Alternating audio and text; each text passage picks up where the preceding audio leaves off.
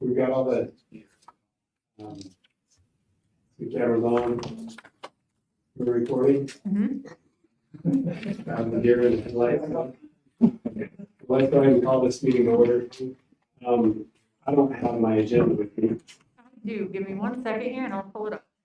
We appreciate everybody being here today. This is a work meeting. It's not meant to be more casual, but it's starting off more casual. So let's go ahead and as far as roll call goes, we're all here, so appreciate all the council being here tonight.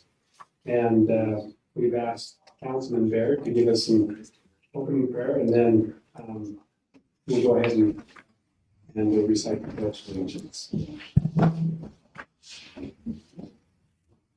Our dear Heavenly Father, we're grateful for this day and this opportunity we have to meet as a council and as administrators of the city and city employees. We ask you to please bless us today as we have this work meeting, that thy Spirit would guide us and help us to discuss and prioritize according to the things that are best for this community and for those who live here. We are grateful for the many blessings that we have in our community. We're grateful for those who serve us and keep us safe in the military and law enforcement. We ask you to bless them.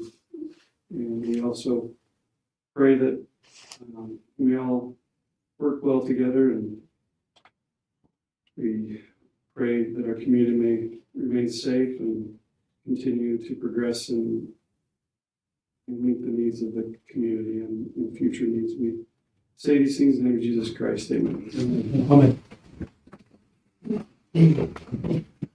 Pledge allegiance to the flag of the United States of America and to the republic for which it stands, one nation, under God, indivisible, with liberty and justice for all. Used to finishing that without somebody saying two. Showing you the wrong agenda. Sorry about that, man. Here's the right. Got it almost memorized. The next item will be the minutes. Are there any amendments or corrections that need to be made to the minutes of the last meeting? I move we approve them. We have a motion to approve. We have a second. By Councilman Riley. All in favor? Aye. Any opposed? Okay, motion passes. We have our public comment period as well, even though this is a work meeting. Are there any, let's see, all employees, but do any of you want to take a minute and address the council? We'll give our time. Can you do it in 3 minutes when it's your turn later? Perfect. All right. All right, we'll move on to our first agenda item, which is certification of authorized individuals for PTIF accounts. This is something that I guess, yeah, Greg, we'll turn the time over to you. I guess I was in charge. I don't know. I was the only one authorized and didn't even know. So. Bird is spelled wrong in the first line, just so you know it's Brid. Oh, Well, yeah. I don't know if that matters, but it might. okay. We'll get that corrected. Okay, so for the whole council, I know JR is aware of what this is. Does everybody understand, or do you want me to give you a quick rundown? If this is just listing who is authorized for the city's accounts, essentially. It's on a form from the state treasurer. And what I suggested in our meeting today is that you guys go ahead and approve this as is, so that the mayor, Scott, and Rhonda, all are authorized users on these accounts. And then I'm going to draft a resolution that you'll have for your next agenda just to ratify this. Do we require just one or two signatures? Two? We're using two, Scott. Yeah, minimum of 2. Some stuff will have 3. Okay. Isn't this though a little different than signatures? This is more about setting up accounts and new access. These aren't signers. Yeah, this This is is more like trying to get Stevie a new username in Zion's Bank. The mayor was the only person who was authorized to do that, and now this gives authorization to those three. So Oh. we're not updating signers, we're updating people who can add and remove, call and request information. That makes sense. Thank you for the clarification. And I'm only on there by default. I never exercised that, whatever you want to call it. So it's good to have, though, especially Rhonda, is definitely needs to be on there where she's over the finances and things like that. She has to check those accounts and keep track of those accounts. And so. It really is a housekeeping matter. Like I said, I'll do the resolution to formalize it. It was, we arguably could have done with the resolution tonight, but I would be more comfortable advertising the resolution, specifying that that's exactly what it is. So do we need a motion to approve this? Yes. Move to approve. I'll second. Did you get that? I'm not even taking minutes, I'm recording because I'm running this, but I will have it. I'll mention it, Councilman White, motion by Councilman White, motion by Councilman Boosenbach, all in favor? Any opposed? All right, motion passes. Next item. Well, I guess I can bring it up on my electronic. You know what, if I could see it, I could show it to you. Okay, there we go. It is the golf course food service contract. All right. Who's like to propose Want that? to do this one too, or do you want to do it, please? I don't care, I don't want to find me.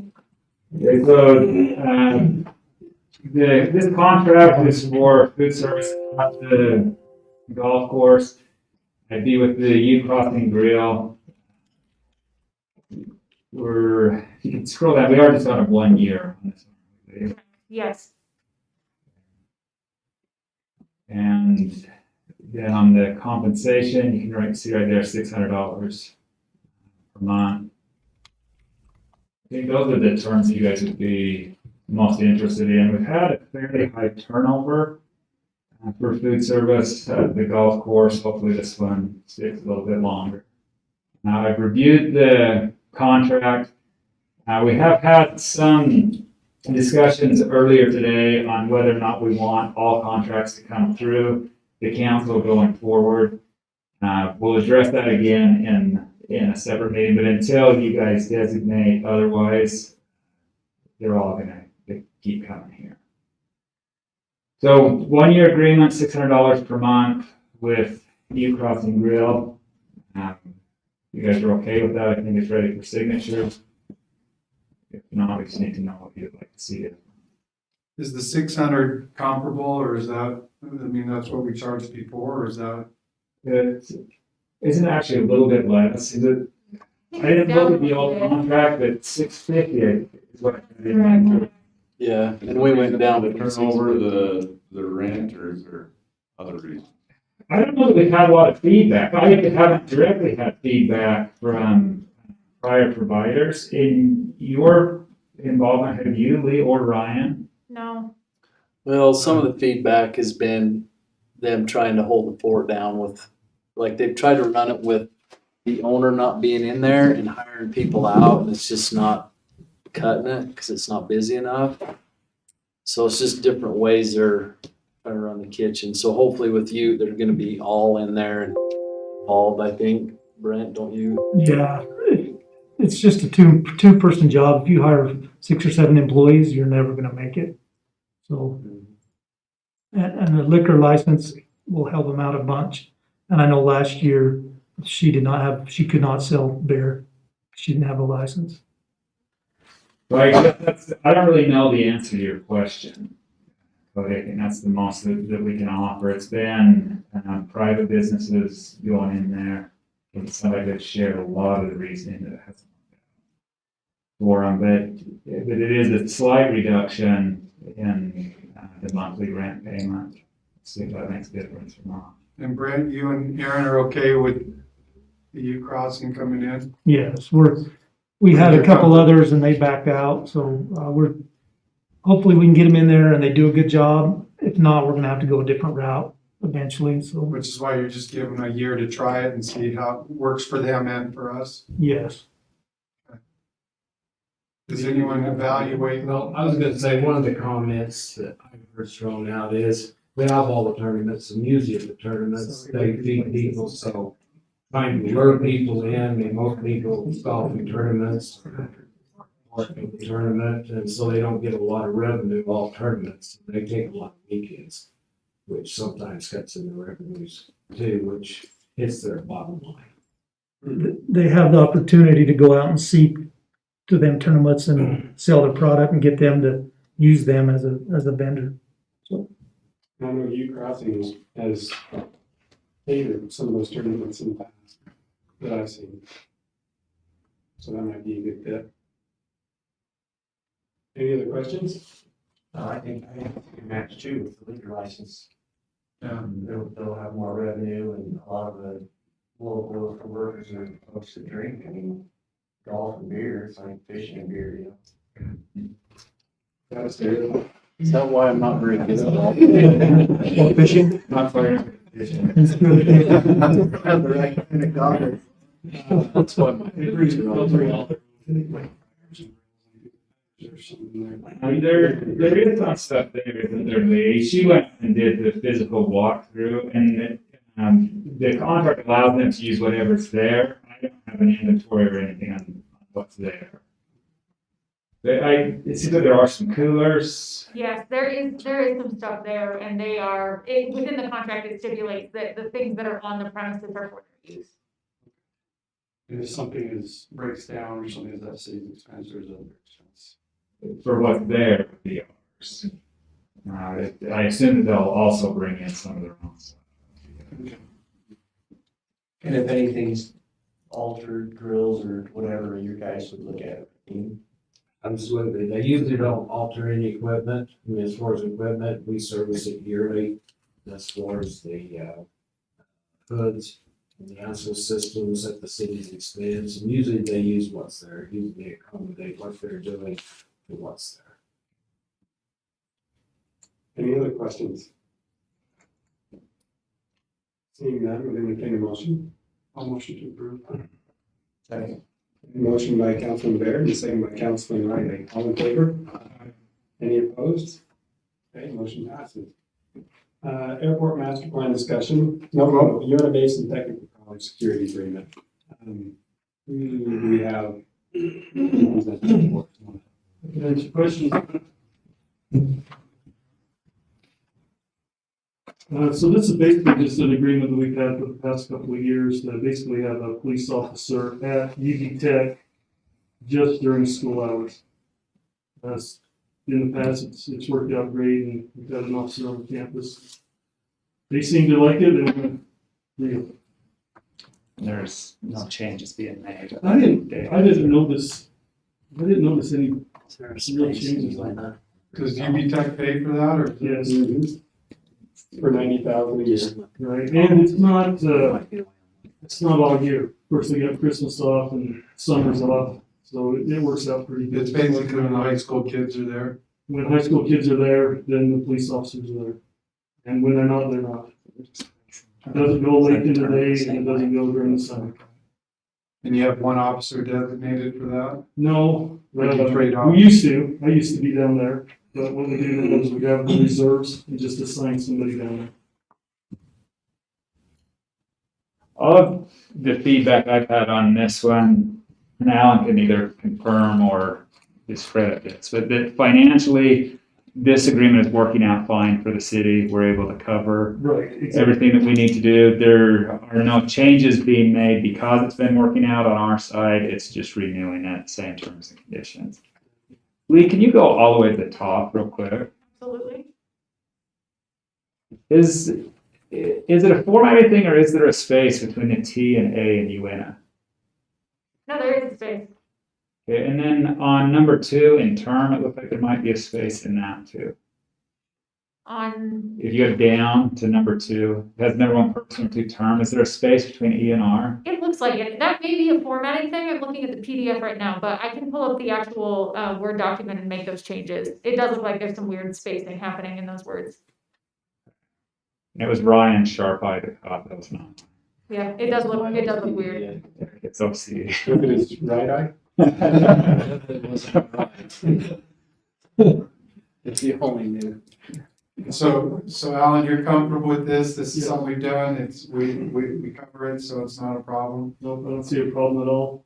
And they want it and it's good for us, so I would motion to approve.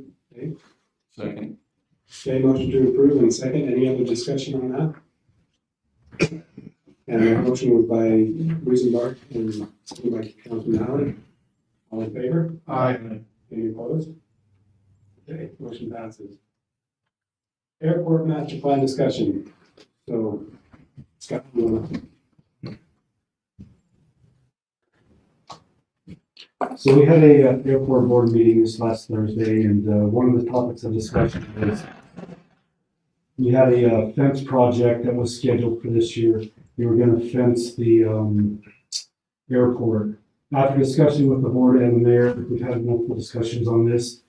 We felt it was time to actually redo our master plan for the airport.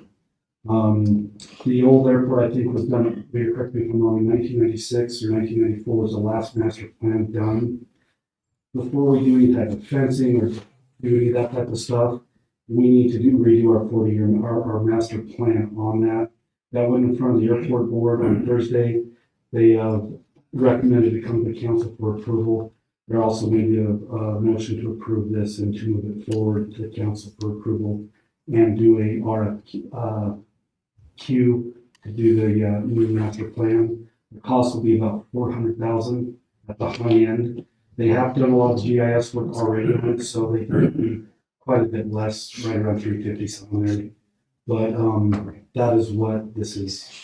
And there's a couple of things in addition to that. So first of all, like Scott said, we were looking at doing a fencing project, and then we realized there may be some changes that we'll make on where commercial aviation will be and residential private aviation hangars and things will be placed. And so before we move forward with fencing and trying to acquire property, that is something that we need to do.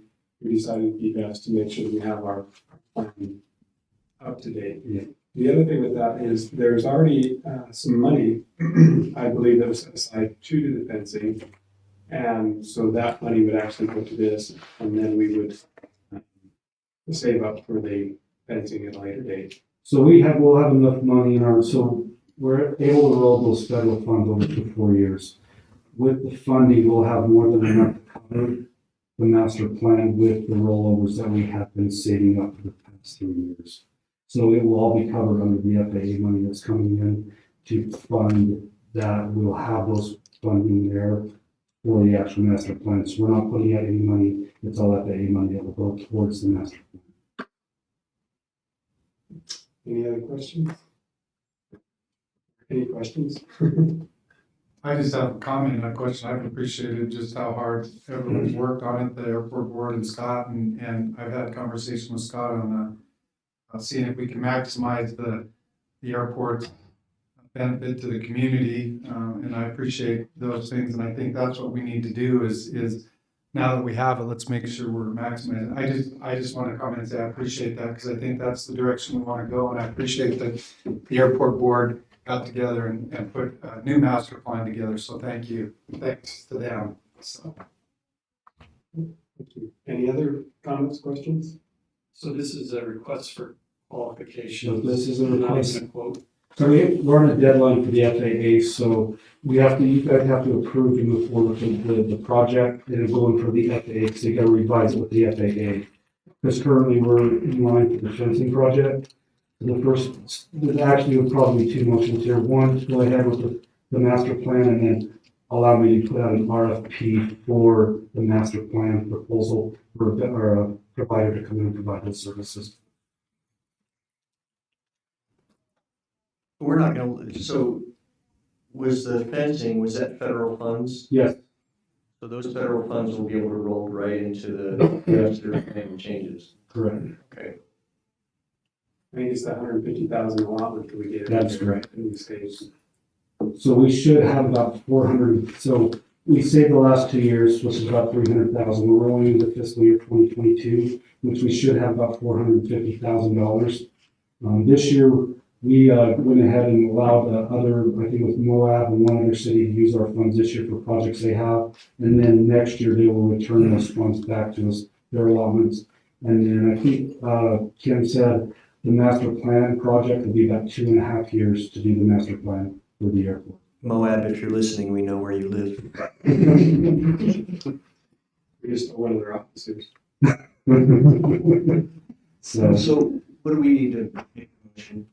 So I think we need to make a motion to approve changing it from the I think that could be rolled into one motion. one motion. So I think the motion could be to approve moving forward with the master plan and allowing our city manager to go out for RFQ for services. So I'll make a motion that we change the fencing project into the making those funds available for the master plan and authorizing the city manager to put out the RFQ for the project. We have a motion. Do we have a second? I'll second. Okay, second by Councilman White. All in favor? Any opposed? Okay, motion passes. Thank you. All right. Now the moment we've all been waiting for. Budget work session. So I'm just going to turn the time over to you, Scott, and then you, I'm sure you can just. What we're gonna do is we're gonna take this up some tables here, some staff is down in front, and then we'll just work from that one out, if that's okay. That's fine. However you want to do it. So let's go ahead and do that. So is there gonna be a bracket? Would that be an F or? We're gonna start with. Be a championship fight. Yeah. Yeah, that's. Who gets more and. We actually already vetted that out. Live.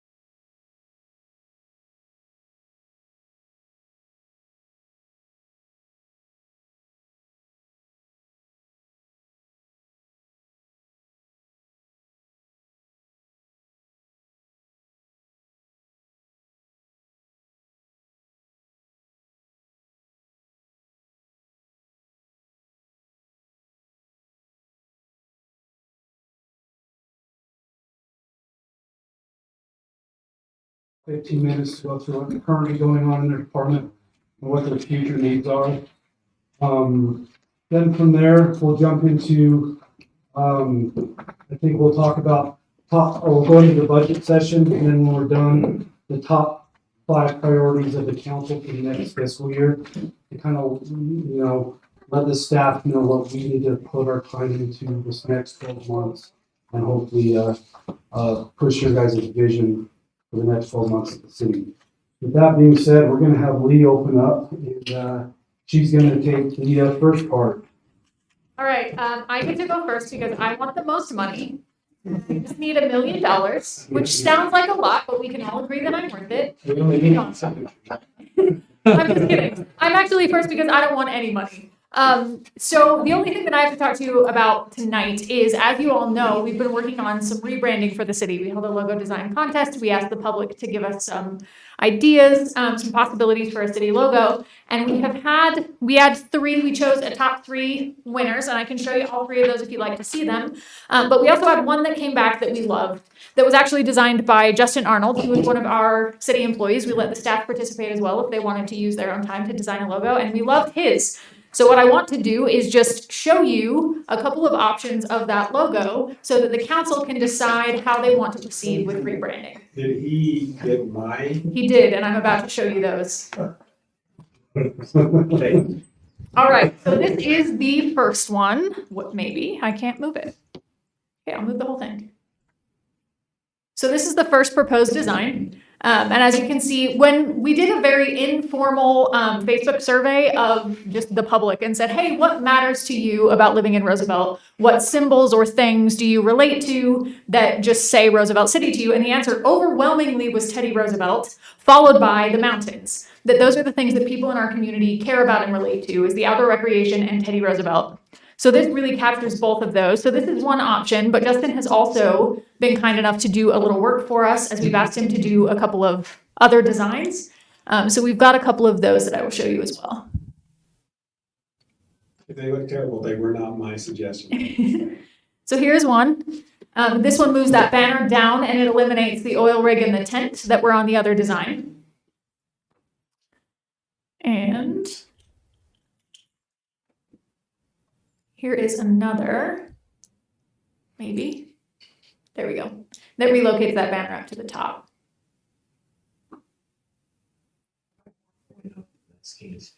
Yes, that is the silhouette of Kings Peak. So that is actually the Uinta Mountains and the Kings Peak silhouette. So those are the 3 that we're looking at.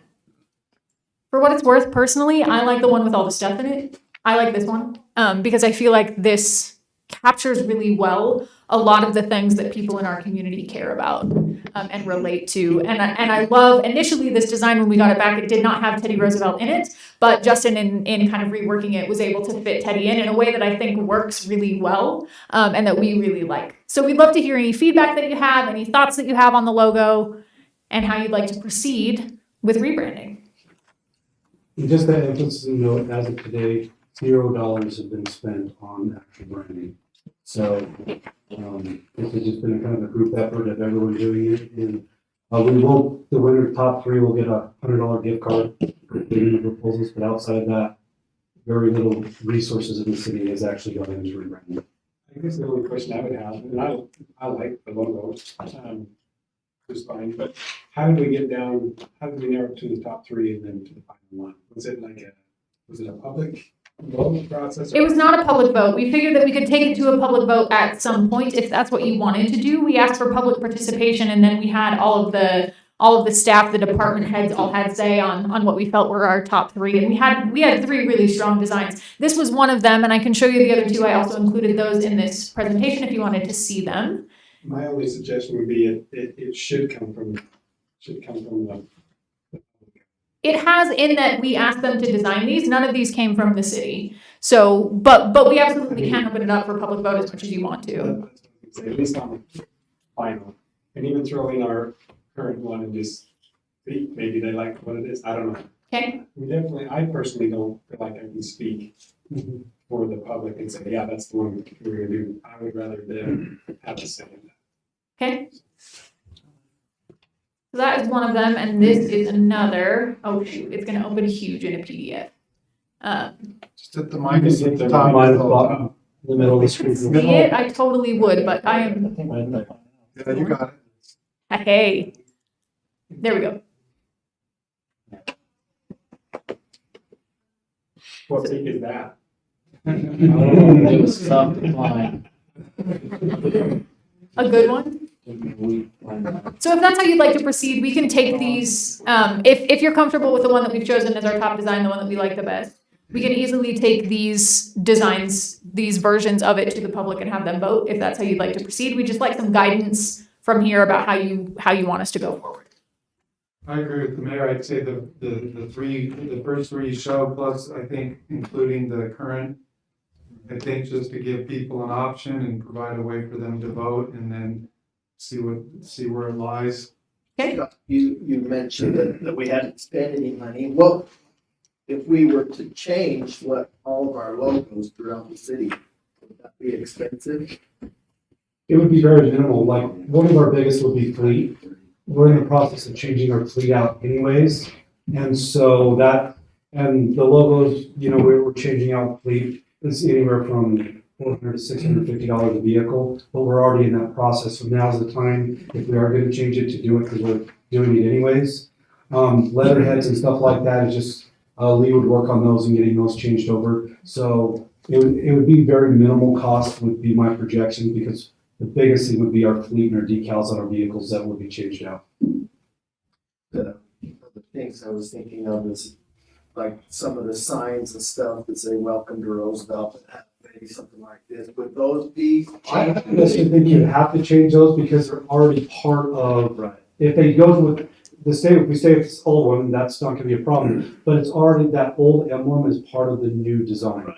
So we wouldn't necessarily have to go out and change everything with Roosevelt on there, because he's still embedded into our design. That's part of who Roosevelt City is. One person commented to me, they were asking why we were doing that. And I just told them that we were trying to get people to be,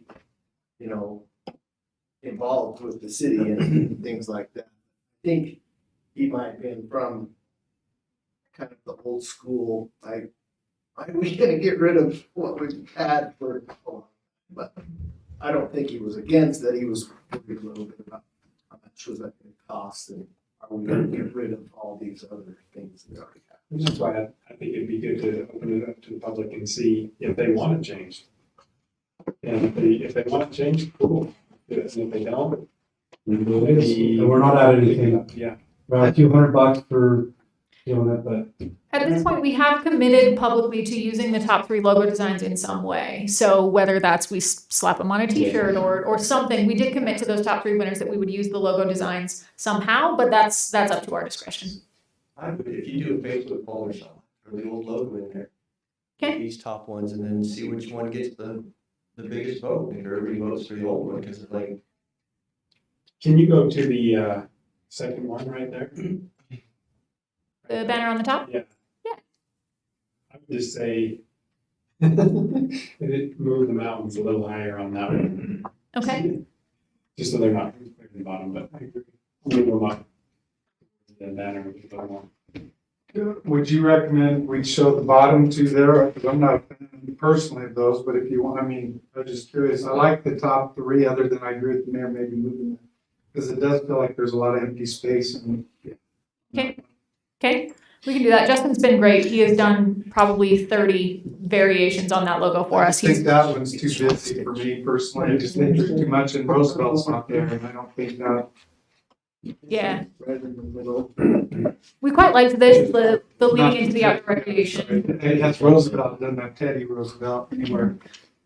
I wouldn't be opposed to putting the sign. I mean, that's quite a few, but if you're gonna do a poll, it's as easy to put. Well, it'd be 6 then, because you'd have the three blue, the other, and then the original too, right? Yeah, that's true. So just 6. If that's your preference, we can absolutely do that. I like that idea. I want the public to be a part, because I've had people comment to me too. I don't know how many people know out there about this, so getting the word out might be good. We have a lot of followers on Facebook, so I'm sure that's the best way. I've tried to spread the word about this in every possible way. The newspaper did a story on our logo design contest. Basin Now did one. It was on the radio when we were doing it. So we've talked about rebranding a lot, but there inevitably are people that are like, I didn't know about that. You probably did your job. I tried. That's why she's worth over $1 million. We're getting feedback, so that's good. Yeah, and we did have participation, which is fantastic. I would just say, in the final choice, I wouldn't go out, at least me personally. I wouldn't Do make that choice. you need a motion for that, or? can we No, we do just it? need direction. So if that's the way you want to proceed, I'll do that. Okay, that's what we want. Okay, fantastic. And that's it. I don't need anything else. All right, Dean is up next. I'll stand up. This is less than 3-minute presentation. So basically, as far as things coming up in the future, especially next year, we have any major expenditures in my department, we just need to get an update every 3 years. We don't have to spend as much as we used to in the past, because in the past, we had to have our books plus 3 sets that the public could use. Now the I-codes are all free online, and so anybody that comes to me, need anything like that, I show them how to get online and find it, and they can research any of the codes. The only thing you can't do is copy and print. So that's accessible. So other expenditures, nothing is forecasted as far as that. Now, what do I foresee? I see construction being slow. And anybody that's aware of construction materials, they told me a 2x4 is over $6. Wafer board, $6 or $7 a sheet, is last time we $42, and they expect it to go to $50. And this is if they can even get it, even doing small projects around.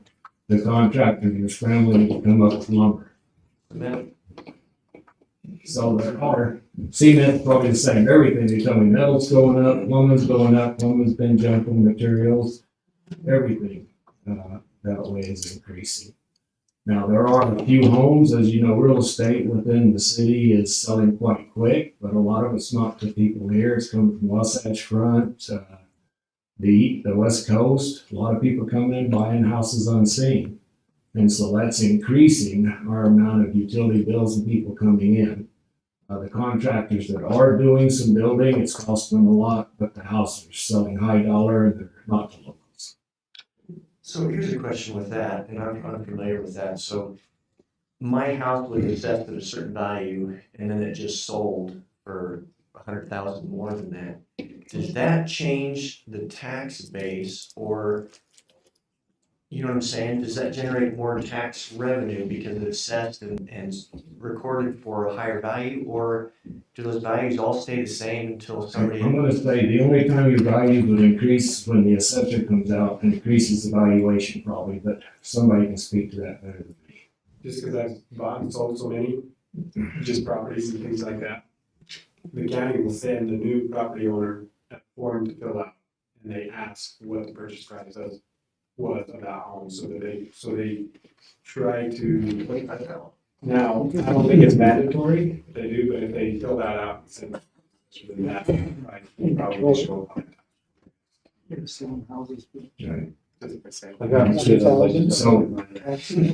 So does anybody have any more questions on building possibly?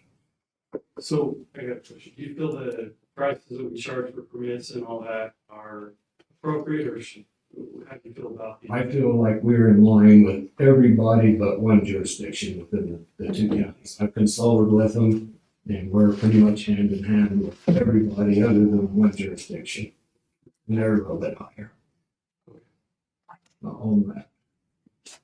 As far as anything other than that zoning, my understanding, even though we're changing a lot of city policies and that, after this, I think the next thing is critiquing the ordinances. And probably when that's happened, some of the ordinances are planning and zoning wise, building department wise too. We're gonna have to look at what grant and critique, and some of it will be the zoning in cooperation, such as at one time we were working at doing with conditional use. Once everything gets organized and smoothed out, we'll probably start that process again. Now, a question for you, were there one or two positions open? I know, There were two, Ren, I believe he opted to come back, and so there was just one. okay, I need to do that in our first meeting, I mean, I was gonna do it tonight, but there's still a couple question marks that I have. Because I was thinking, we have two candidates that have applied, and then we have two positions, but I knew one of them was, I'm not going to, not asking to be reappointed. Correct. But I wasn't sure about the other one, so. And my understanding, I think we can verify that Ren. That's, yes.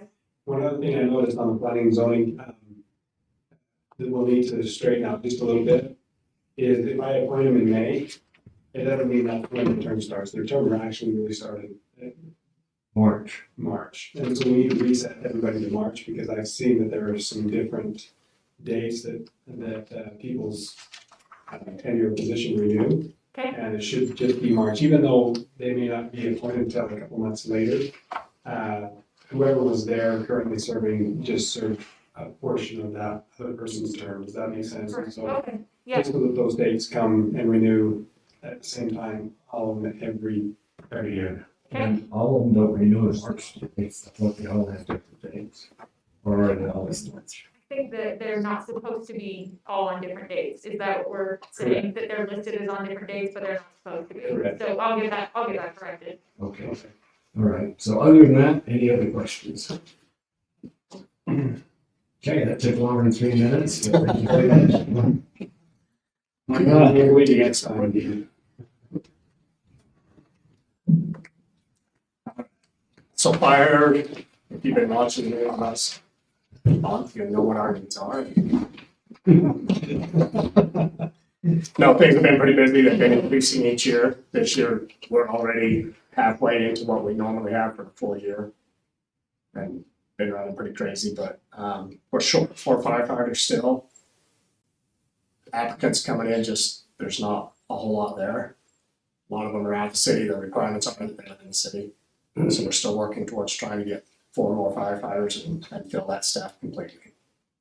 The need's there right now with the fires we've been running ragged. We've been wishing we had one right now.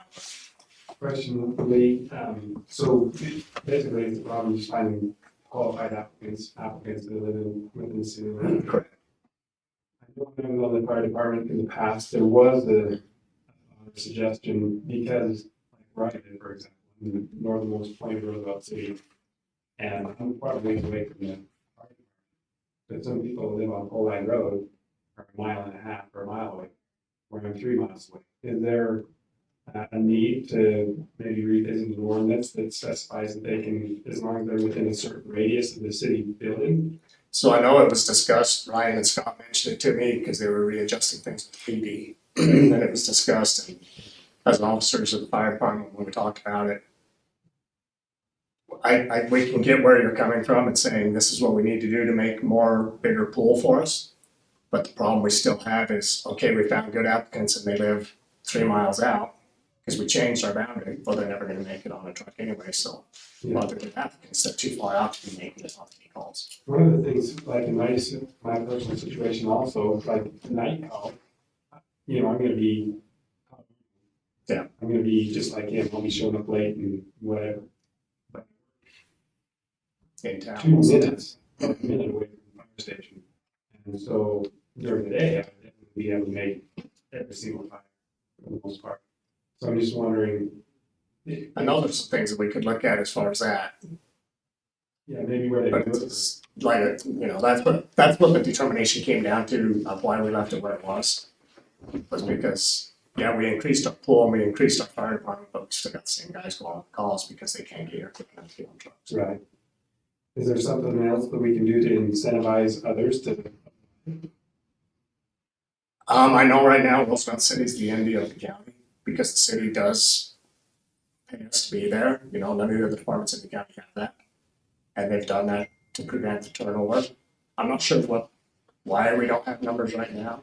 You know, it's just kind of interesting that I shouldn't say I don't have numbers. I have 20 to 30 applicants. Over half of them are out of the city.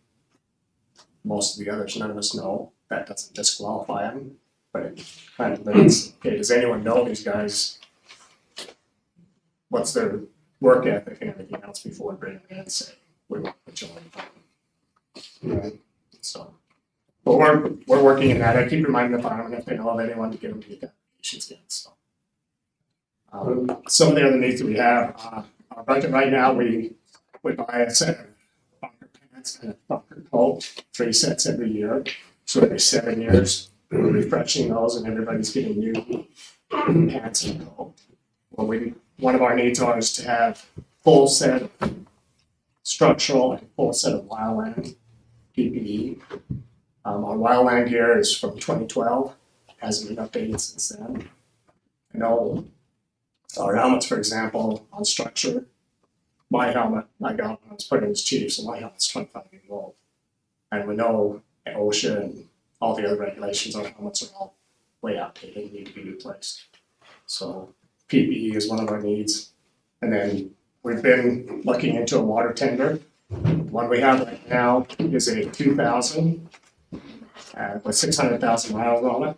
And it's starting to have some issues. The pictures that he's got there, we've been working, trying to get pricing through Truck Works that out of Phoenix, Arizona. And this is just an example that she sent me. This is the chassis that they have available that we'd be able to purchase in the water truck to help us replace that one. It's the oldest truck in the fleet. Like I said, it's starting to have a few issues. And we've been running it a lot on the total. They go up there and sit there all day long. It's it spent 16 days up on East 45 last year, supplying water with that. The truck that you see there, like I said, Freightliner chassis is what they have. Emails she sent me today, when they first started talking about it, we wouldn't be able to get it for a year because of microchip problems and everything else. She emailed me today and said, it's a first come, first serve, but they will have chassis available in October and November of this year. What's the cost? So the latest email she sent me, and we've still got to tweak a bunch of things, but the latest one she sent me was $249, and she said it could go up or down from there. We kind of planned around $275, and she said I would put a plus or minus 1.5% in there, just so that you're covered on everything. But this is what they do, is build fire trucks, water tenders, brush trucks, all those. So they're familiar with fire service and what they need, and what everything that we expect on it so far would be able to replace there. And then that would be available and have a big truck running for 25 plus years. So. Is that our actual truck? No. I haven't said this yet. It will be red, if that's your question. And Lee, what was the cost on the PP? So to outfit each firefighter full set of turnouts and full set of wildland is $62.50 per firefighter. $62.50 per. So what would the total? How many firefighters you have? I think we budget. We budgeted 125,000 is what we planned on. Like right now, we don't have our full 21 firefighters. But that would get us what we have plus what we could staff in the next couple. That's it. So. Is that something that should be based as far as yeah, 1 year, half next, or something like that? If that's the way it needs to happen, it could be. I'm just curious.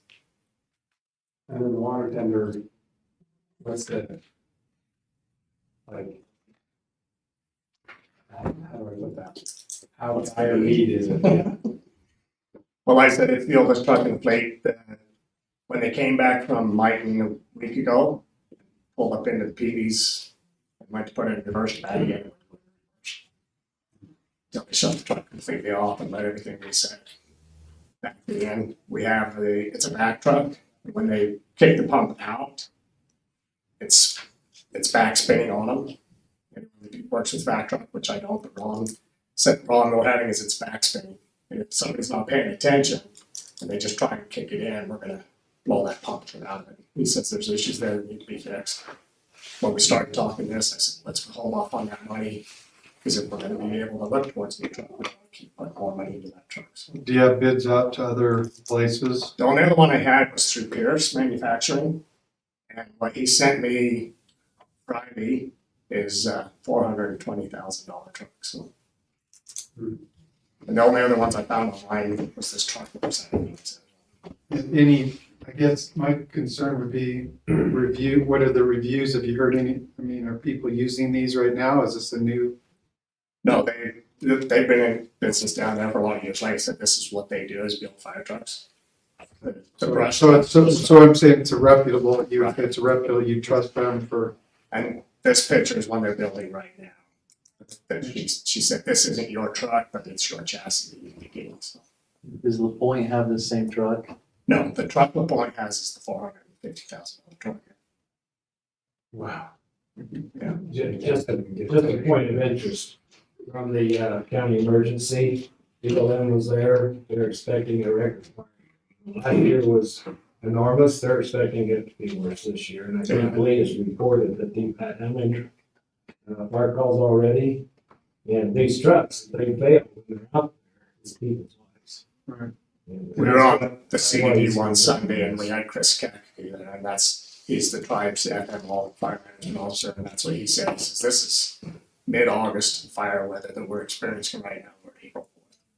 So they're not saying it's gonna be a bad year. Mayor, I'm being new to the council. I know we've been here a year, but this is kind of new.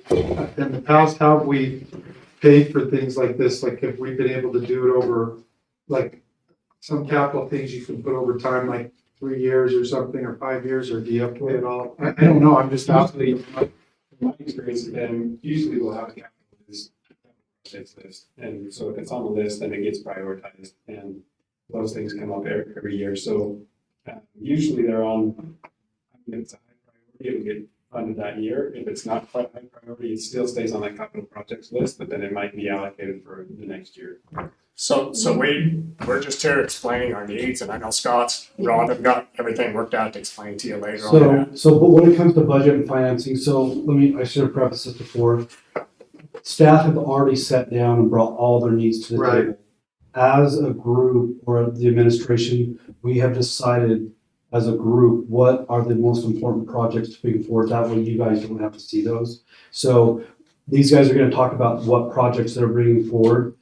When we get to it, Rhonda and I will discuss funding options on how we've kind of figured out how we're gonna get there. And we'll bring those options up to you and let you guys just kind of figure out, is this something we wanna do? Is this something we wanna push off? But all of it, from a lease to a purchase to all of that, we have all that vetted, but we'll jump into that in the budget session. Okay. We'll let the department heads get through the needs and then we'll get into the details in the budget. Thank you.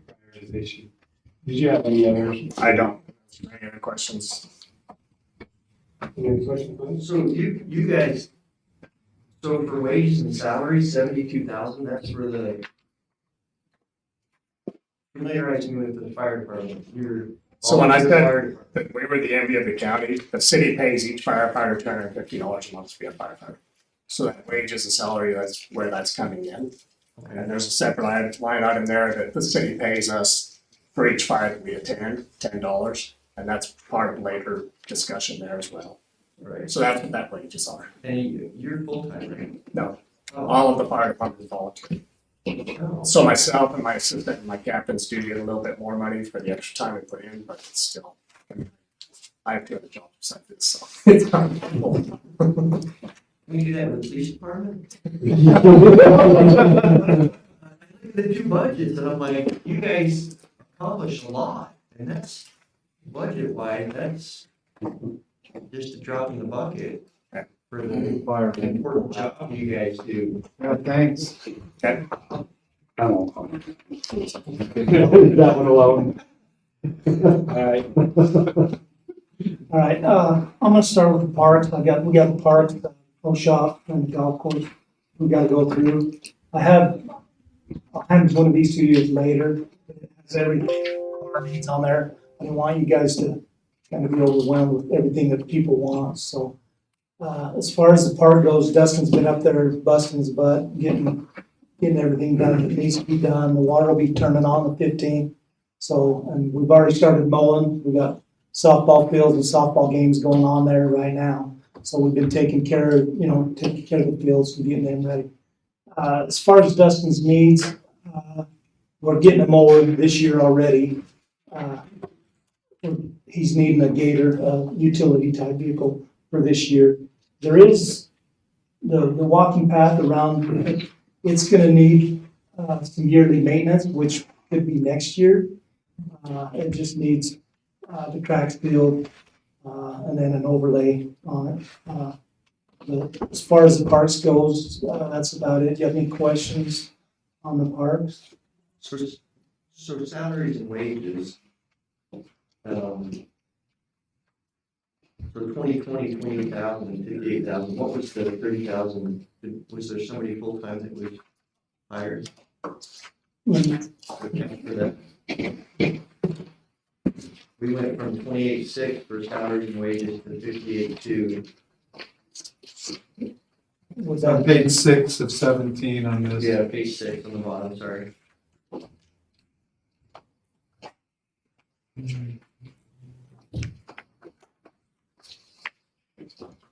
That was the budget amount in the prior year. I would have to look at the actual to see if that just stuck to that. Oh, okay. So the 2020 is not what we spent, that's what we budgeted 2020. That was the budget. So that would be helpful to see Yeah, what we actually spent and then what they're at, because that looks like a lot, but if we spent 68,000 and we're asking for 58, that's great. It could have been, I was part-time in the water department, I was half and half. And then when they moved me to full-time on that side, that could be the answer.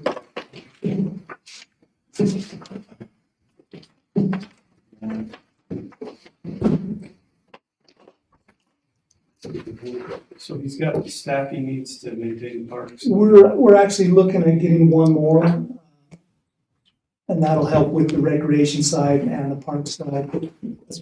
For right now, I'm taking care of all the baseball fields and trying to run to the golf course and back and forth. And it's just, there's a lot going on, so we're looking at trying to get one more to help in both sides. Is that full-time or seasonal? It'll be seasonal full-time, or part-time year-round. Question that I have too is, we're looking at doing ball fields up at Constitution within the walking park. Do we have an idea of O&M that's gonna add? Because we're losing a couple here by the pool. Yeah, we can look into that, but it seemed like he said, Dustin's already looked into that. I don't want to misquote him, so I can find that information out and let you know. I'm just curious. Yeah.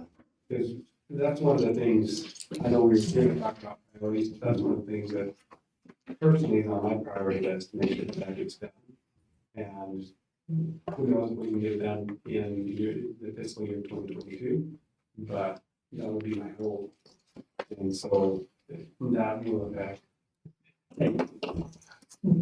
I just laughing at my writing. I got down some notes and as soon as I said get it done too. Anyway, just, I'm curious, because that will affect it a little bit. Yeah, I'll give Dustin and we'll come up with a number for you there. So going to parks for 2020, we're discussing 2022 budget, right? That's correct. As part of that, with this, the hospital project that they're talking about, would that be incorporated into this year's budget somehow, or are they paying for all the installation and we wouldn't pick it up till next year? I can address this real quick. So really right now, and Ron can correct me if I'm wrong, we can account for monies we do not have yet. So we're still waiting for, we've got some grants out right now. One is for the park that was just submitted by Lee, and she did a phenomenal job getting that in. And then we have also one that will be going in for the future of the gun range. And then we also have another one for the Innovation Center that we've put back in for right here. So really, you don't account for those funds until we have been awarded funds, and we'll have to do an amended budget in 2022. So until we have those funds or we know what we're getting, we can't account for those funds in the next budget year after this time. So we may have to have a discussion later on that and open the budget up to account for those funds. But as of right now, those funds are not planned for in 2022. And I know Ryan's been working with Jim closely in making sure that the ongoing O&M for that project in that facility down there will be at a minimum. Yeah. Yes. Questions? Okay, let's move on to the swimming pool. They're closed down right now. They're doing all their maintenance and cleaning and all that stuff, but Edwin's, I mean, he's pretty much a rock star. He does a lot for the city, a lot more than people realize. He does a good job. He has a few concerns is all. One of them, and this is future, it's not now, but the parking lot's gonna need some attention within the next couple of years. Then he has a mechanic room that's just overheats a little bit. And and he can look into finding somebody that can figure out a way to cool that down too. But that doesn't have to be within this year either. It's a few year project out. But he, like I said, he does a great job, and it'd be hard, we'd really miss him if he ended up going somewhere else. So we need to try to keep him around, whatever it takes. So, but any questions on the pool? They're really, like I said, he really didn't have a whole lot, just other than things were going pretty good. We started with the mechanical room, because it is getting hot. That's gonna mean accelerated wear and tear. And so that's probably something we ought to look at, or at least try to figure out. Yeah, he's been cracking open a door and doing something and getting some air flow through there and able to do it that way, but it probably needs. Needs some exhaust fans Yeah, in there. I'm just gonna comment on that. What he's done is open that upstairs door in that air mover room to help get some air up there. But we really need to get some fans on those exterior walls. We're probably gonna have to get an engineer there, do a structural analysis, figure out where they cut some holes and pull air. And then they may even have to put some vents in upstairs that are gonna have to be closable so we don't have problems in the winter, but they just basically need this in the summer. They don't overheat too much in the winter. Every time I get in that pool, and it's just me because I'm all skin and bones, it's always cold. If near that mechanical room, there's water running through those pipes from that pool that's being filtered, why can't they use some of that water? No, I mean, this is seriously, use some of that water through some radiators and fans next to the equipment and before it goes back to the pool after it's been filtered or whatever, if it's in close proximity. Well, they have heat exchangers in the out there now that heat this water. It would take a major deal to get an air exchange to water to be able to extract enough heat to be able to do this. No, to cool it, to cool the hot equipment, is what I'm saying. And then you go into your heat exchanger is the swimming pool. They need to get rid of the air. You've got to move the air and get it somewhere to cool. And that's the problem. You need to extract it and bring it up to somewhere else. A heat exchanger is a great idea what you're talking about, but you're talking something to do this major. Either that or they're gonna have to get some air. But I'm saying, we're paying to heat the water. Instead of paying to heat the water, run the water past the hot machinery and use the machinery as, I mean, how come somebody's not thought of this? I mean, it's like, It's physically impossible. It's what you're talking about because you have an expansive air, you have machinery, you gotta have something condense the air and have a medium that it can transfer the heat from here and take the heat out of here. And it takes quite a process and it takes a lot of surface area. It's just not physically possible. With a major I'll explain to you after this meeting why the water's cold. And then it will all make sense. So you know what, I saw.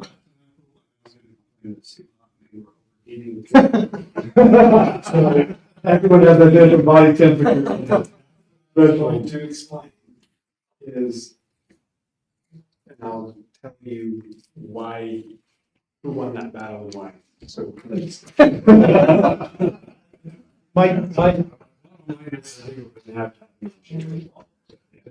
I have grandkids that go and one says it's hot and one says it's cold, so. But the one's always cold and the one's always hot. Have you seen his body fat? I can need my wetsuit. Anyway, any other discussion on the pool? Actually, I did have a question. So in this discussion tonight, mainly just capital projects, things that are more than So here, these guys are just talking about kind of what's going on in their departments and then what projects they're gonna kind of be bringing forward. Me and Rhonda, at the end of this, we're gonna get into the nitty gritty of the budget and we'll go through a lot of the budget. because I'm curious, I'd like to see bleachers going, because we have swimming at the pool regularly. And even with COVID, they're standing room only, and when we don't have COVID, it's just packed, especially when they're bringing multiple teams, and so I brought that up to Edwin.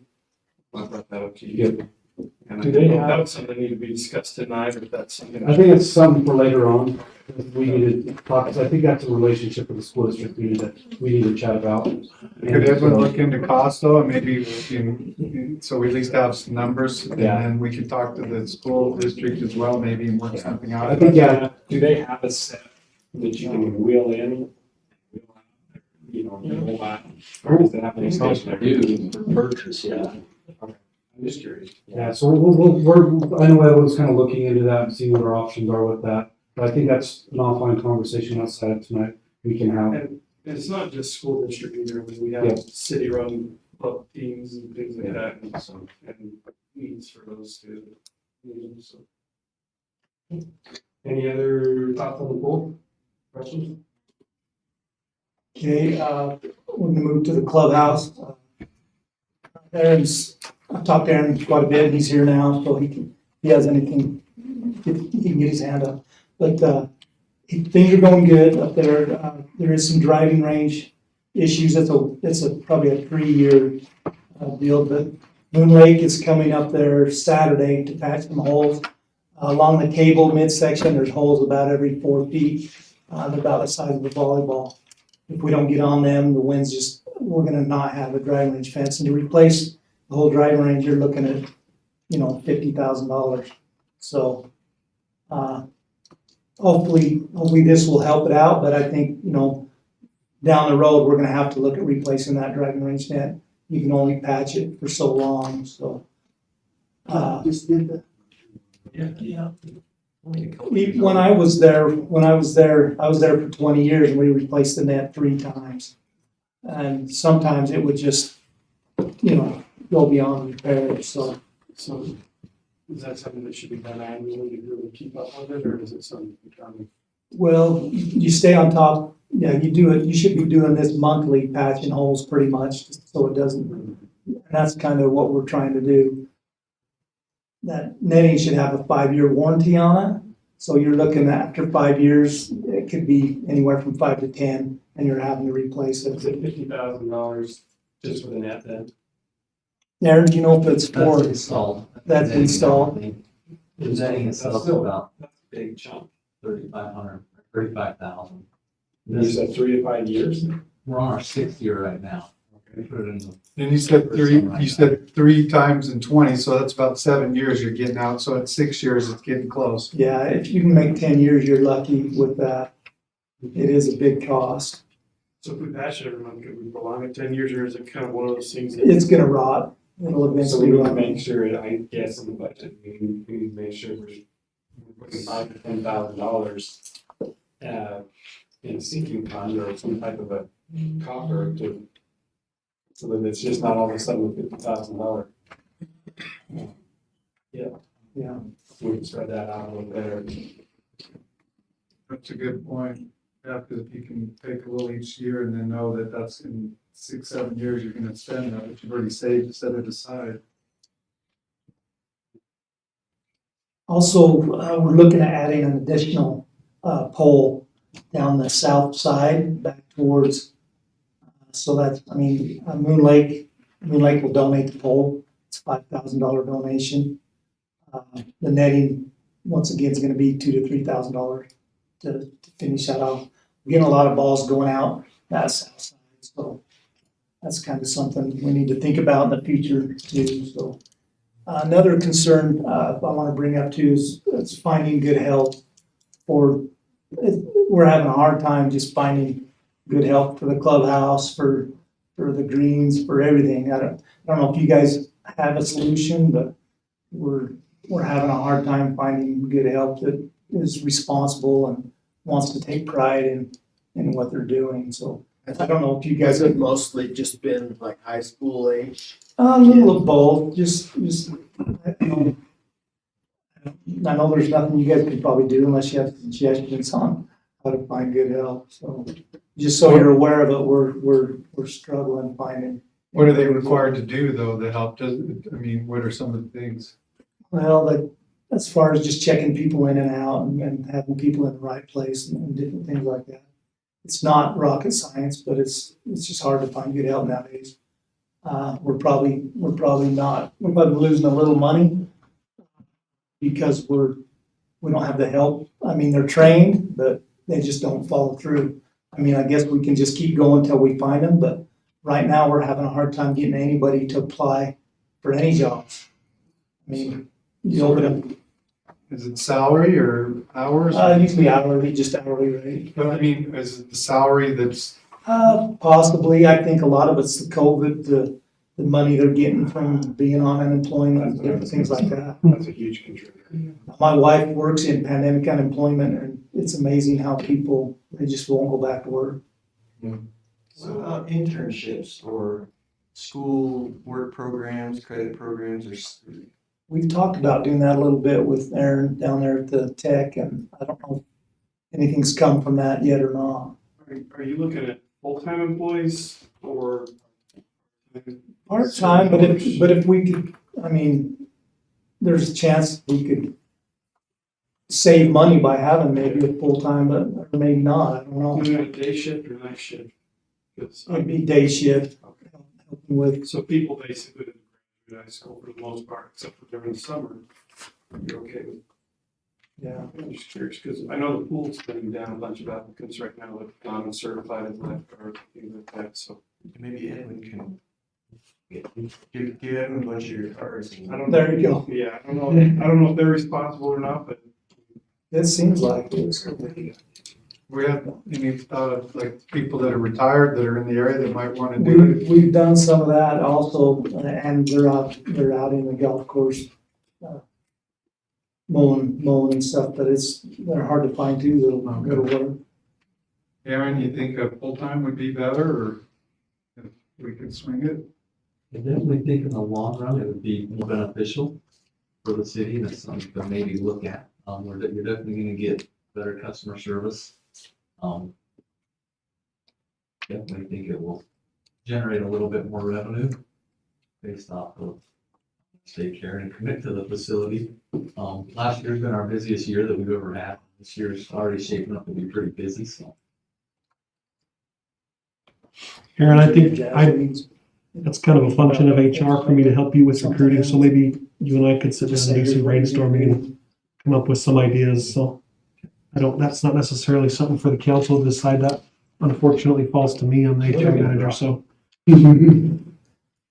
I just wanted to make you guys aware of the situation. You want to trade lives? No, I just am taking it off here. I'm just waiting for someone to be like, why is that HR guy sitting in the back there not doing anything? We need staff, and he's just sitting there staring at his phone. No, I'd love to sit down here. Let's see if we can come up with It is a something. difficult thing, not being able to find people. Well, let's move to the outside now, golf course. Thanks to Kirby and his crew on hole 13. I don't know if you guys have seen that, but they've been doing a lot of work down there, getting that path going. We're doing some work on the bathrooms also. They're in really bad shape. PJ's kind of refurbishing them now, putting new sheetrock in. We're gonna paint them up, try to make them, try to put lipstick on a pig, if you know what I mean. Now, I know they had some problems with sewer, did we get that fixed where? The last I knew, he had chemical plumbing in there trying to repipe, get the pipe side properly. So it's work properly. Yeah, and he said it's working. Once I got the right size in for them, tankless toilets they got. So we're in a process of updating the bunkers too, adding some sand to those. They're in dire need. It's down to cobble rock and clay. Unless I'm not the bunkers anyways, but some people. Throwing shade.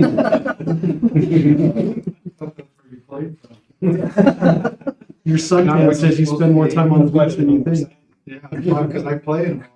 And I know there's been some questions brought up about the irrigation system. We had a little issue up there. Blew a pipe apart. We got a welder coming tomorrow to weld that. Hopefully, as early as tomorrow afternoon, we get water out and going. But you never know, once he turns that on, what's gonna happen downstream, so. Any more questions on the ground? I think PJ's doing a good job. He seems like he's really dedicated and really wants to improve the course, and I think we've seen a lot of improvements last year. The course has been kind of neglected for the last, not really neglected, but there's a lot of things that didn't happen that probably should have, and I think PJ's gonna be on top of those, so. Now we're down to me. You might not like this, but. This is If you good. can read your notes. Yeah, I gotta put my glasses on. Am I at 20? You're at 20 minutes. Okay, That's why you don't look free, you're good. any questions? So we know my number one concern is new baseball fields, so we gotta kind of somehow get going on that. I know we're working on a grant with Kurt and tried to call Kurt today, couldn't get through to him today to see if that fell through the cracks or where that ended up. I don't even know. I don't know. Does anybody else know on that one? When are we supposed to realize any money from the county for the library? Right, and That money's not. but, well, they say, and I brought this up today, so that county was a little overzealous. I mean, they were great. They paid us the money, we put it in the account. Should have went into an escrow account. Because we still haven't got a clear title for them for the property because we're waiting for CID. And that's something that I mentioned to our city manager today. That we need to make sure that it falls through the cracks.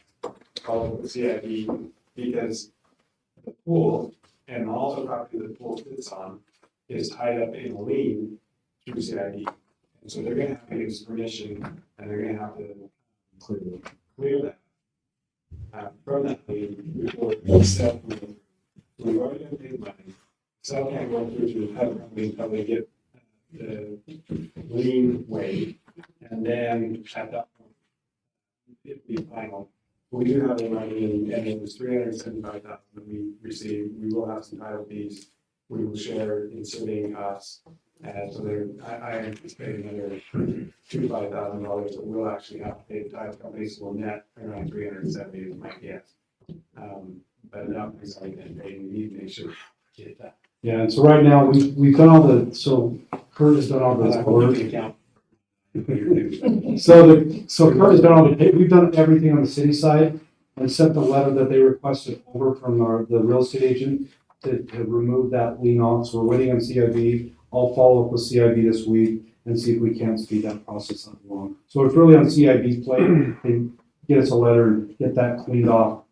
There's nothing on the city side we can do anymore. It's just waiting on them to get to their process. They require a letter from us, a letter from like a certified realtor, specifying that the remaining land is still going to be up or above the value of the lien. And so that's already taken place. And so what you want to build on what we think we have, what's that? We're waiting on some bids to come in, but we're looking at Twice to 3 times. 1.5 million area. That's for a it could go, that depends on, I mean, our first bid came in at 3.5 million, but that was Cadillac. Yeah, so we cut everything back, got it down to like 2.5 million. Now we're trying to trim it back some more to get it in that.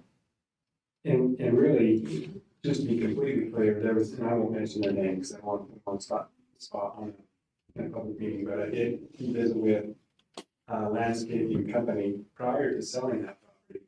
And their thinking was that we could build per field, and again, there's 4, anywhere from $150,000 to $300,000, depending on how extravagant we went. And so when we sold the property, we figured we could get pretty close to 2 fields built No, it wasn't even 300, it was 150 to 200, depending on how extravagant, so we have asked them to give us a bid, and I think they declined. Yeah, they felt like if we went after grant money, that it was gonna have to go to an open bid. They didn't wanna do all the work and just have it go to an open bid Yeah. and not. Two people, right? Correct. And the other thing about it too, is one thing that I personally am sorry to take a little out, but that project, in my opinion, there are projects that you need engineers for, like big time engineers for, when you're talking buildings and structures and bridges and all those things. A flat level playing field with grass and sprinkling system is not one of those that we spend a lot of money on that. I mean, in the sense that everything that we purchase, if it's lighting, if it's backdrops, whatever it is, whoever we purchase that from has engineers that engineers that, and we build it to engineer specs. And those types of things. I would like to see this more as a community project, something, I mean, if we buy the sod and invite the baseball club to come down and lay sod one side. To say there's money, that's the type of project I think this needs to be. Mayor, are we trying to do all four at once, or can we do 2 and 2 if we need to? I think we can split it if we need to, but I would like to see if we can do it, and we can do it the way I explained, to try to do all four at once. I'd rather do all four. I'm just asking as an option, is that something we could look at as doing, like, let's get 2 done out of the way, and then, the other 2 will be done as soon as we can. We do have the way it's gonna bid it, broke down like that. Okay. Just 2 fields, 4 fields. And I know I said that I shouldn't, because Dean's raising his hand. No, I concur with what you said. Baseball fields and then baseball. The school district did theirs. They got some of that special material from back east. And so I hate to guess what those cost. So I think that's a good point. There's baseball fields and then there's baseball fields. And what are we looking for? We want to do something nice, and we'll probably bring in some material, and there's some material for that we use. But in all reality, and there's a lot of people willing to donate and or help out with excavating, dirt work and those types of things, and we make it a community project as much as we possibly can. We all know the rules for it, you just use one ball, 2 nets in each end. Well, I'll tell you one thing, when I look at some of the bids coming back, I'm like, hey, just let me do that, and I'll do it for half the price. And I'll work for years. Seems like that one they got corn without moving. Still in range. So, sorry. That's okay. Another one of my big things is the relationship with Duchesne County School District for gym use and stuff like that. We need to work on that as much as we can. Yeah, there needs to be fair too. So, last year they kind of, with COVID, they kind of kicked us out of the gyms a little bit and stuff like that. Hopefully this year we can get back in them and keep that relationship going. Let's set up a meeting with you and I, and I'd like to be Councilman Barrett and maybe our city manager, but that is definitely something that needs to be addressed. Okay.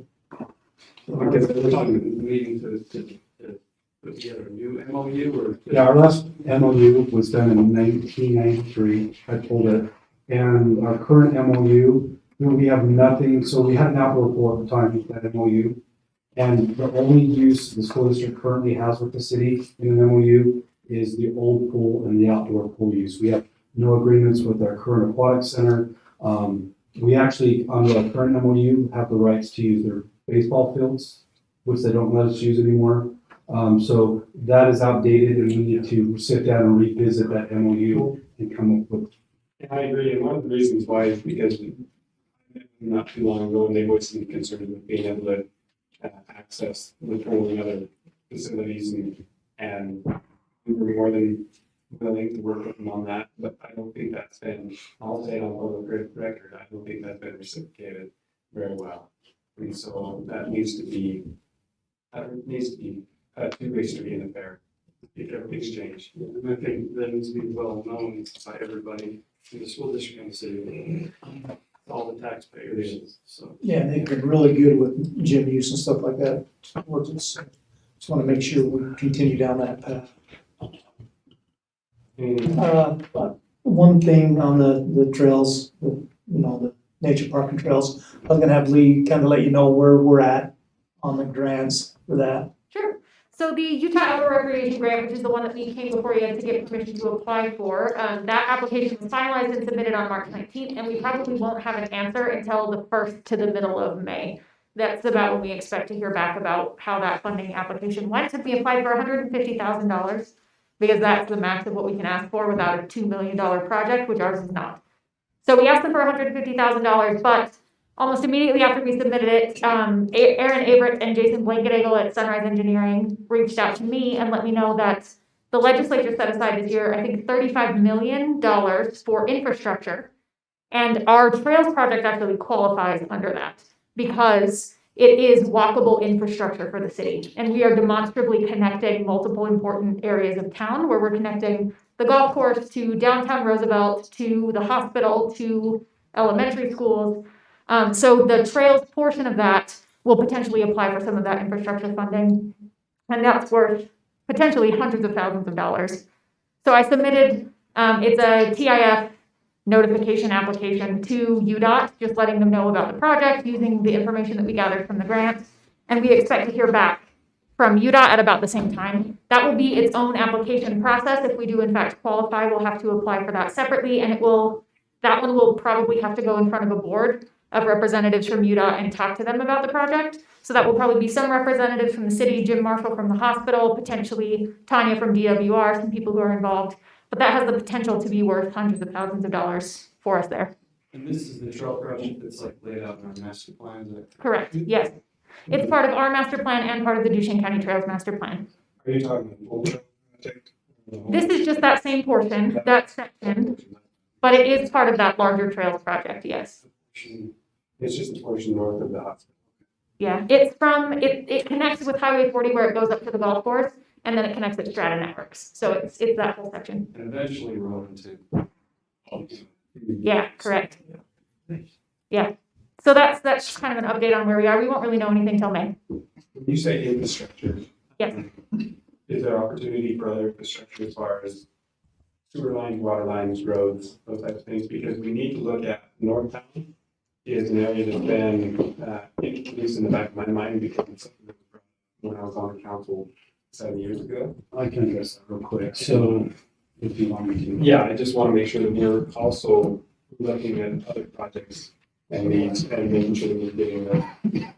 So right now, after reading what's coming from like infrastructure funds and stuff like that, it looks like the state will be receiving their first allotment about $100 million for infrastructure projects, with an addition of up to $500 million coming in for grants. And the nice thing about this too, I spoke with a couple of the engineers, is it's actually going to be geared towards low income areas like, I think Northtown was qualified for those funds, so that would be a great one to start. Is that CBDG then? Yeah.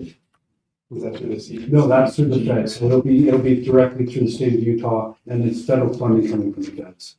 So these fundings will start coming available here hopefully soon, which we're hoping to go in after a ton of this federal money coming from. Is it the ARP? Is that what was wrong? ARPR. So it's ARPR money that will be coming out, and we've got basic knowledge of what it's going to be used for at this point. They're supposed to be giving us directions of what the funds can be used for. So when we get more of that, we'll probably be putting out a lot of grant applications for a lot of infrastructure projects for the city. Yeah, I think Northtown definitely is Southtown, not Southtown, but kind of mid-center town. It's some work. I don't mean to go backwards, but I want to give you the numbers on the baseball and softball players we have. We have 675 baseball players, we have 260 softball players, and we have probably 6 or 7 club teams all vying for 6 fields. So it's really, I'm just stressing, going back and saying how important it feels far to us. So. We feel the same. I mean, you and I are on the same page with that. Yeah, I'm done. Thanks, you guys. And are those all right here in our community? Yes, Like in Roosevelt? we do, Well, we've been basically on teams right here in our community. yes, yeah, we have a few teams from Duchesne and Altamont coming over and playing some hockey, so. Good job. You're up, Brent. Wow, you sure, Brent? Yep. Sure. Now I gotta apologize, now this is probably gonna feel like halftime entertainment here. Probably went overboard. It is now. Teddy drowning in water, that's what. Okay, you might have to skip that one. That one is just food for thought. The Roosevelt City water usage for 2020, just kind of interesting of all the water rights we own and stuff. Of the Hayden Field, we only used 17% last year. In the Victory Water, we used almost 90%, and then Sam Wash, obviously 91%. And in the Sam Wash, that would have been higher, but kudos to the golf course and the parks. They slowed down at the end so we can not run out of water. So we had to tell people to run out. So I don't know. I just thought that'd be interesting for you to look at. Right. One thing though is we'll have an allotment of 1,500 acre feet for sand wash this coming year. Yes. Yeah, that'll be 3,000 acre feet now. The previous slide, I wasn't gonna go detailed into this because I prepared more than I should have. But the previous slide shows you what we own right there as far as water. So that's the acre feet. But I got handouts here if you want to look Is that 1064? Is that just well? That's just well water, right? Yep. In Hayden, in Durgan. Excellent. Very good. I think he's going to that new big tanker building. Okay.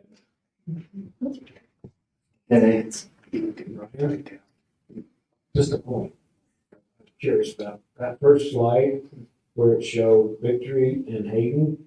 But we have to purchase Victory, so we're getting a good return on the money we're receiving there where we actually produce the water in Hayden. Victory, we buy. Victory, you use it or lose it. So we're getting a good return on Victory. That's why its usage is way up. I think they're doing a great job. Yeah, we need to use Victory before Hayden, really. Because we have to pay for it, so Yes. whether we use it or not.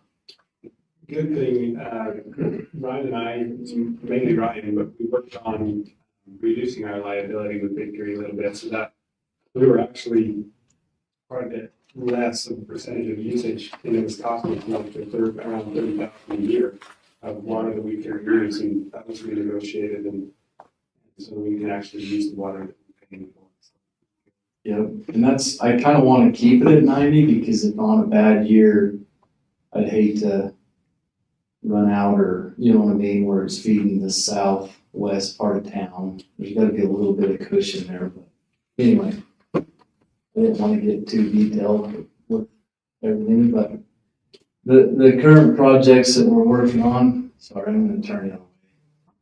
Obviously, we're doing the 2 million gallon tank, and I'll talk a little bit about that here in a minute. The water conservation plan and the 40-year plan is state requirements, so I'll present them to you in the council meeting in a couple months.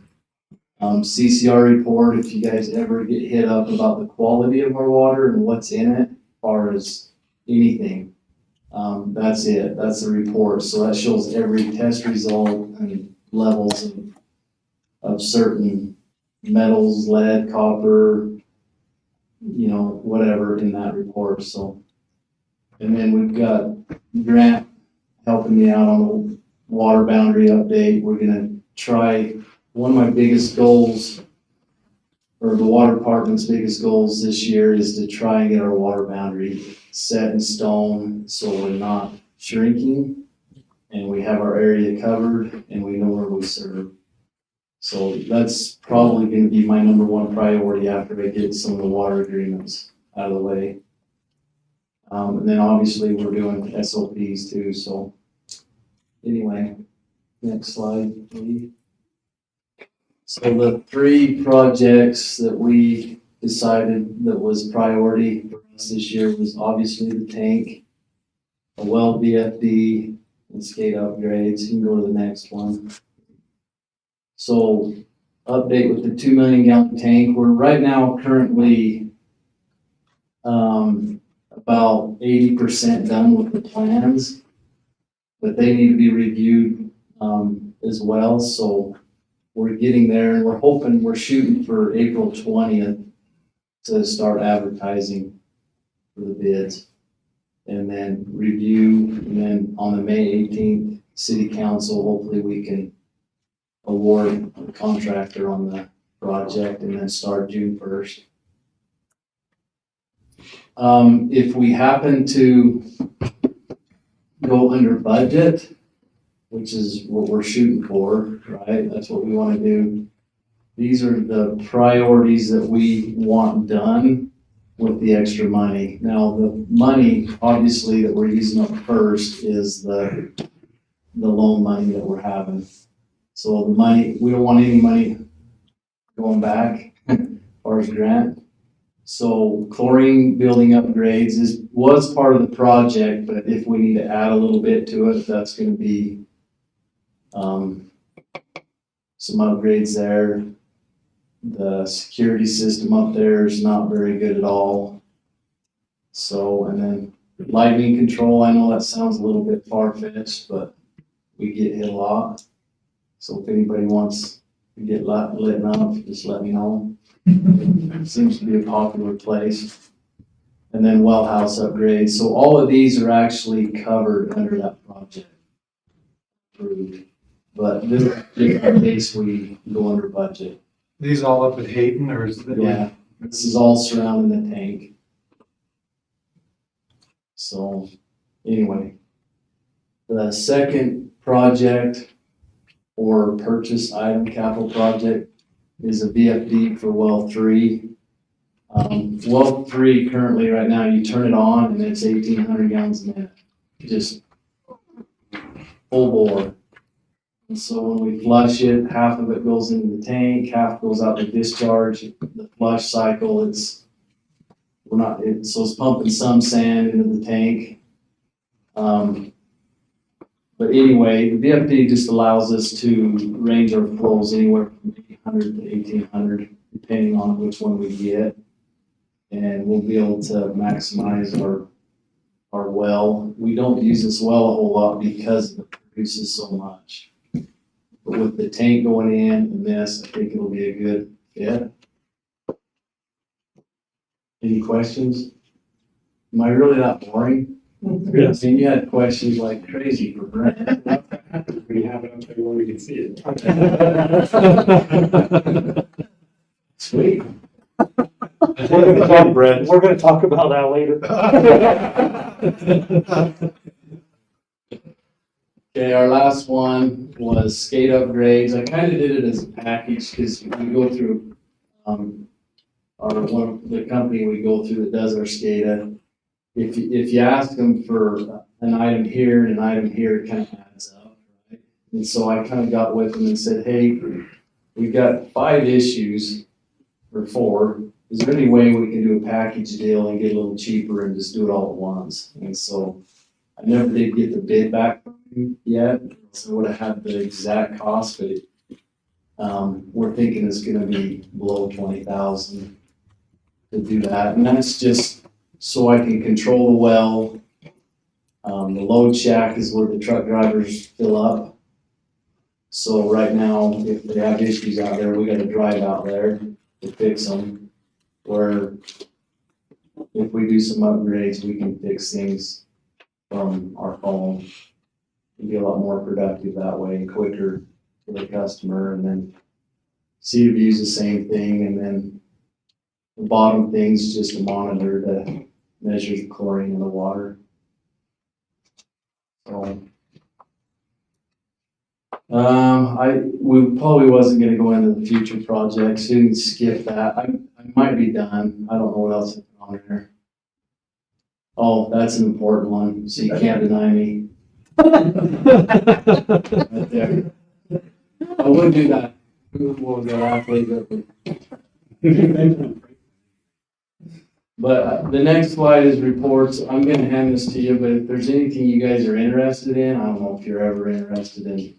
Another thing that I should bring up, actually, this is the last thing, is everybody's concerned about the water situation and how we're going through a drought. I looked at the well levels right now, we're about 10 feet lower than an average year. But if I go back to 84, and in history, the dry years is about exactly where we're at. So it kind of goes up and down. It's just kind of interesting where we're struggling right now, and it's right there where the other years have been. So we're not lower than we have been historically since 1984, but we are 10 feet below. So that does affect our production a little bit, but it does. I'm not concerned at all. We just turn down the wells a little bit and we get through it, so.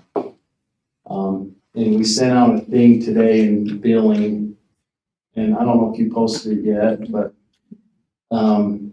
there isn't a restriction on watering, but we're encouraging conservation and being smart with your water.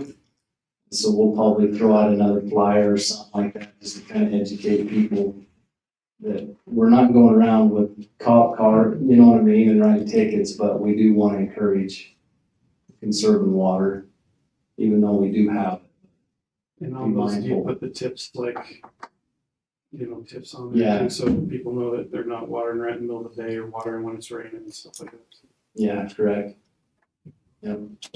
I know these are capital needs. I had two questions. One, the Cedar View Mount, well, did we ever get that worked out? Because I know we didn't sign the agreement or didn't, and we were waiting to hear from them and they haven't contacted us. And so we talked about that Today in our meeting, and the ball's in their court, I guess, if it's ever been put. Well, I'm just curious, it's not, and it's kind of related because it's up there, but it's not. And then we also talked about looking at the rates, especially with the secondary. But I'm even wondering, if we're trying to be, conservation minded, sometimes adjusting the rate sometimes to account for the fact that there is maybe a shortage sometimes encourages people. And I'm not trying to raise the rates necessarily, but at the same token, I don't know if that's something we're considering, if we're in line, if we need to adjust. I know I remember we talked about this before, and we're not making money off the water, we're not losing money really on the culinary, it's the secondary, right, where we have a little issue. Yeah, and we'll have a meeting, we'll probably, we'll need 2 meetings in May. We've already kind of decided that, and so in one of those meetings in May, I think we bring that back up. But we have a public hearing because we also have the trash, the garbage. We're gonna do both of those. So we're gonna do a public meeting to talk about the current fees, I think, and then we were gonna do the garbage fees. I think, yeah, all the fees, especially the ones we change, we just bring it up in the public hearing, we talk about it. If we need to make amendments, we can. It's a resolution, so it makes it a little easier. I'm sorry to bring it up, we were talking water, I just thought I'd, so thank you.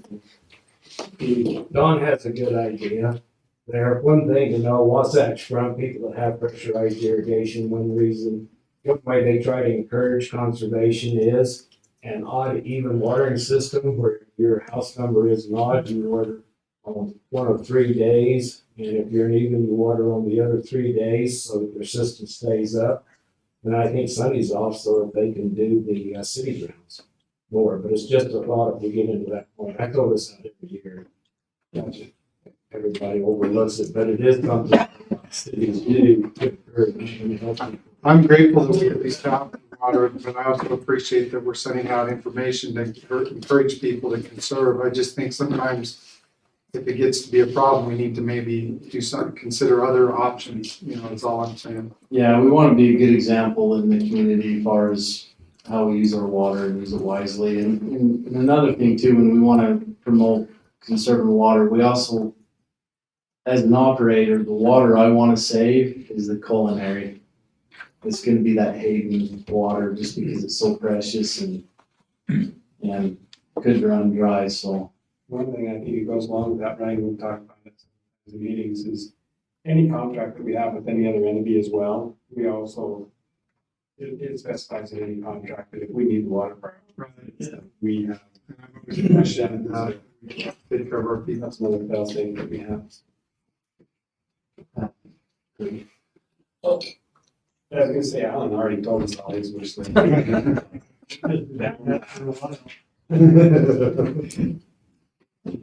We'll get back. That's when the sandwiches come out. Guys hear me okay? So I'll go over the projects that, kind of, presented this to you guys already, 5-year list and the streets that we'll be doing this year. You want the, The map, just the streets that we're doing.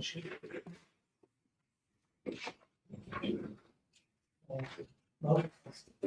this is the only line I have. I don't have that one. I'm sorry. Well, I'll pass it.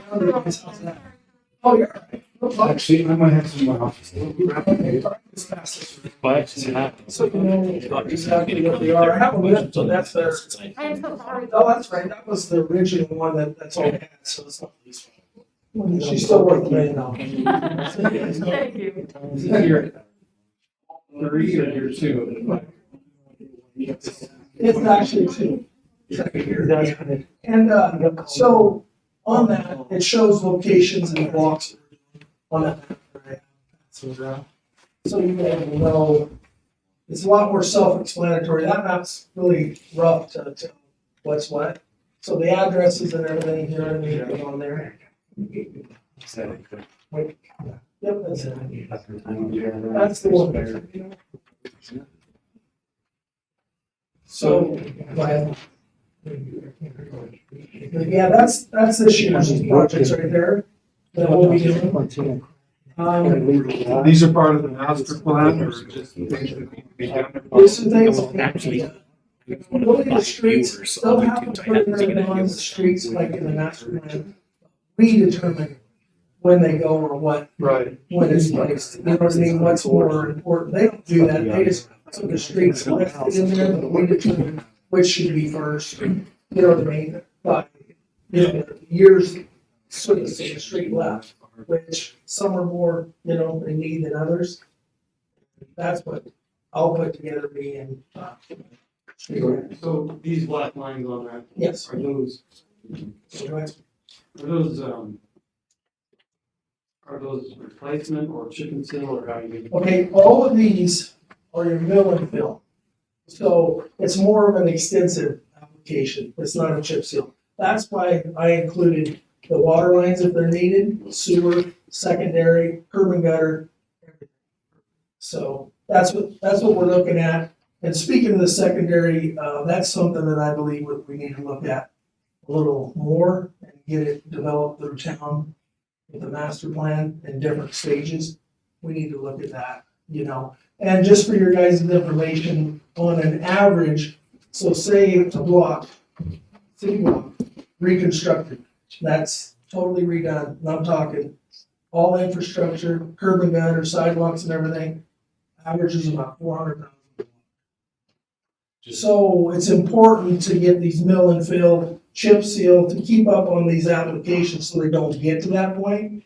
But we have about only, I think it's 10% in the whole city that's actually to that stage, which is not bad, you know, for the size and the roads. I have one question for you, Craig. Yeah. Just this 150 west, Highway 40 south. Yes. I know that road isn't utilized, at least I don't see it being utilized a whole lot. I do think it's probably pretty bad repair. There's a picture of some of it.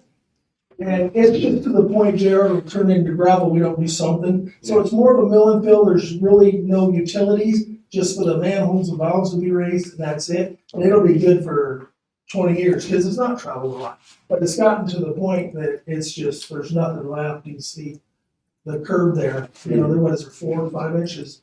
You know, that's gone, it just deteriorated, you know, from years of. That's one of them. Suggested this now, so. I was just wanting to make sure that I don't. Hey, Jay, You'll drive on it. I'll slide on the road. It's just nice, the meeting will go there very Right, well traveled. And so you're just making sure that that is one of those that yes, there's not something else that's a priority over that. right. No, You want me to put it in order for your? no, you can just, all they are is these pictures are just some of the streets, just to show you the condition of them, you know, what we're looking at, you know. They're not very, see, like that, the soil alligator and stuff. So these are mill and fill, there's no way you chip something like that. But when you do that type of application, you need to look at all the infrastructure, because you don't want to spend that kind of money without replacing, if it needs a water line, secondary, that's what I'm looking at.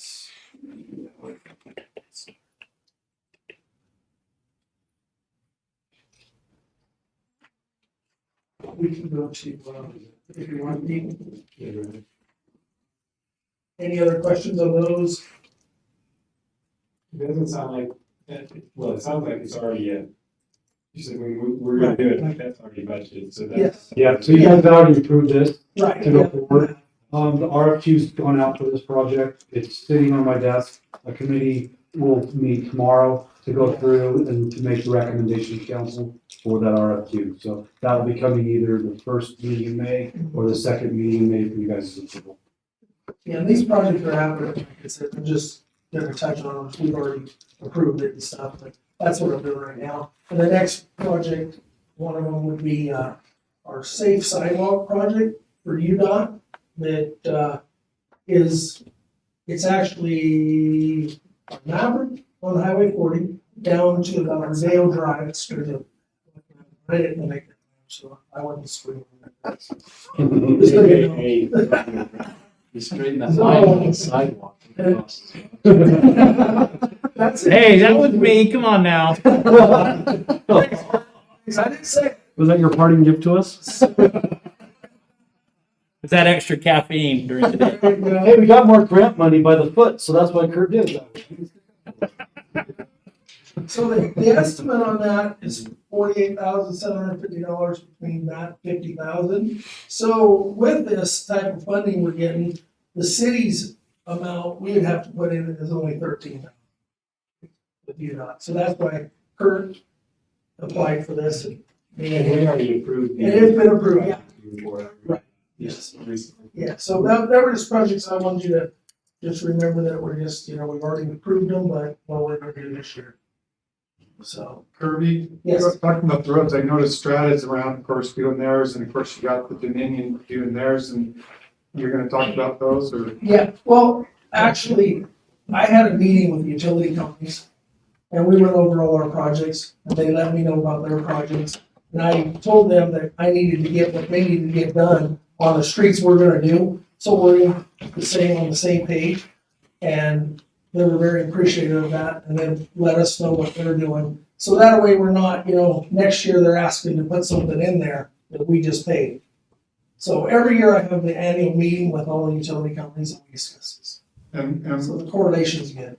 so when they dig the trenches and then cover, I mean, they're just patching the road though, right? I mean. Right, yeah, they'll backfill and compact because we need that. We don't want anything set. Right, and then they cover it, but it's, and then at some time down the road, we'll eventually resurface or whatever. if we Yeah, need to. and those are the ones that I talked to them about we're doing this year that I needed them to get on. So they could change their priorities, so it could be done, then when we come in, you know what I mean? We can Right. just do the road, and not worry about any other type of utilities. Thank Including you. Strata. I thought that's what you said before. Yes. Was checking. Thank you. Yeah. You're welcome. Yeah, that's, yeah, we'll just talk a little bit about equipment, and I'll just mention on our equipment, so this is one of our 94, we got 2 internationals like this. This is one of them, approximately 27 years old. You know, there's issues, rusting out, having lots of problems, paying a lot of maintenance on it. So my biggest thing this budget year would be to replace at least one of those trucks. And with a plow and sander, and by doing so, that's approximately $195,000. We'll use one of the 2 to put out at the airport to help with snow plowing at the airport once we replace one of these trucks. Did you say 192? 195. You guys can't put a water tank on Multi-use, huh? I asked him to put a liner in it. You don't need to spray out the edge. This breaks real hard. So on equipment, like I said, this is just this year, we're just guessing, but there's a lot of equipment that I've got that's minimum 10 to 15 years old that we need to look at, slowly start replacing. And we've had a discussion, me and Scott.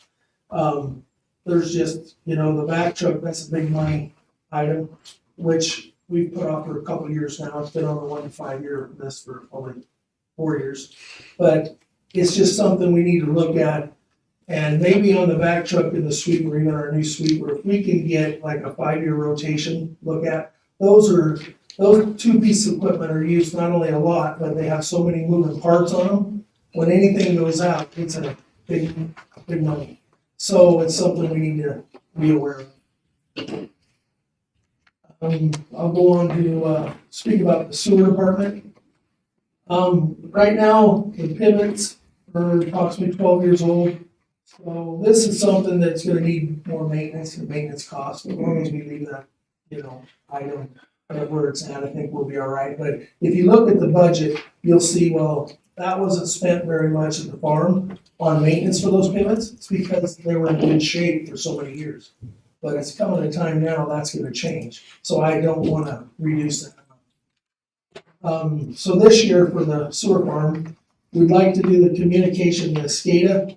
It needs updated, and, If you could run a quick, Kirby, what is the budget currently for for example? I won't get into that. Yeah, I won't get into that. I don't have the exact number here. So the communication, the SCADA, that's the communication between the pump, pivots, and the grinder. Those all need updated, and I believe Ryan's spoken with you, right, Ryan? Yeah. On, talking to SCADA for that, so that's approximately $23,000. And speaking while I'm on the farm, RFPs have went out for, the farming lease. And actually the 9th is the last day. Yes, So that Friday will be the last day. Friday, and it's been 10 years since we really visited that. So that's why we put it out.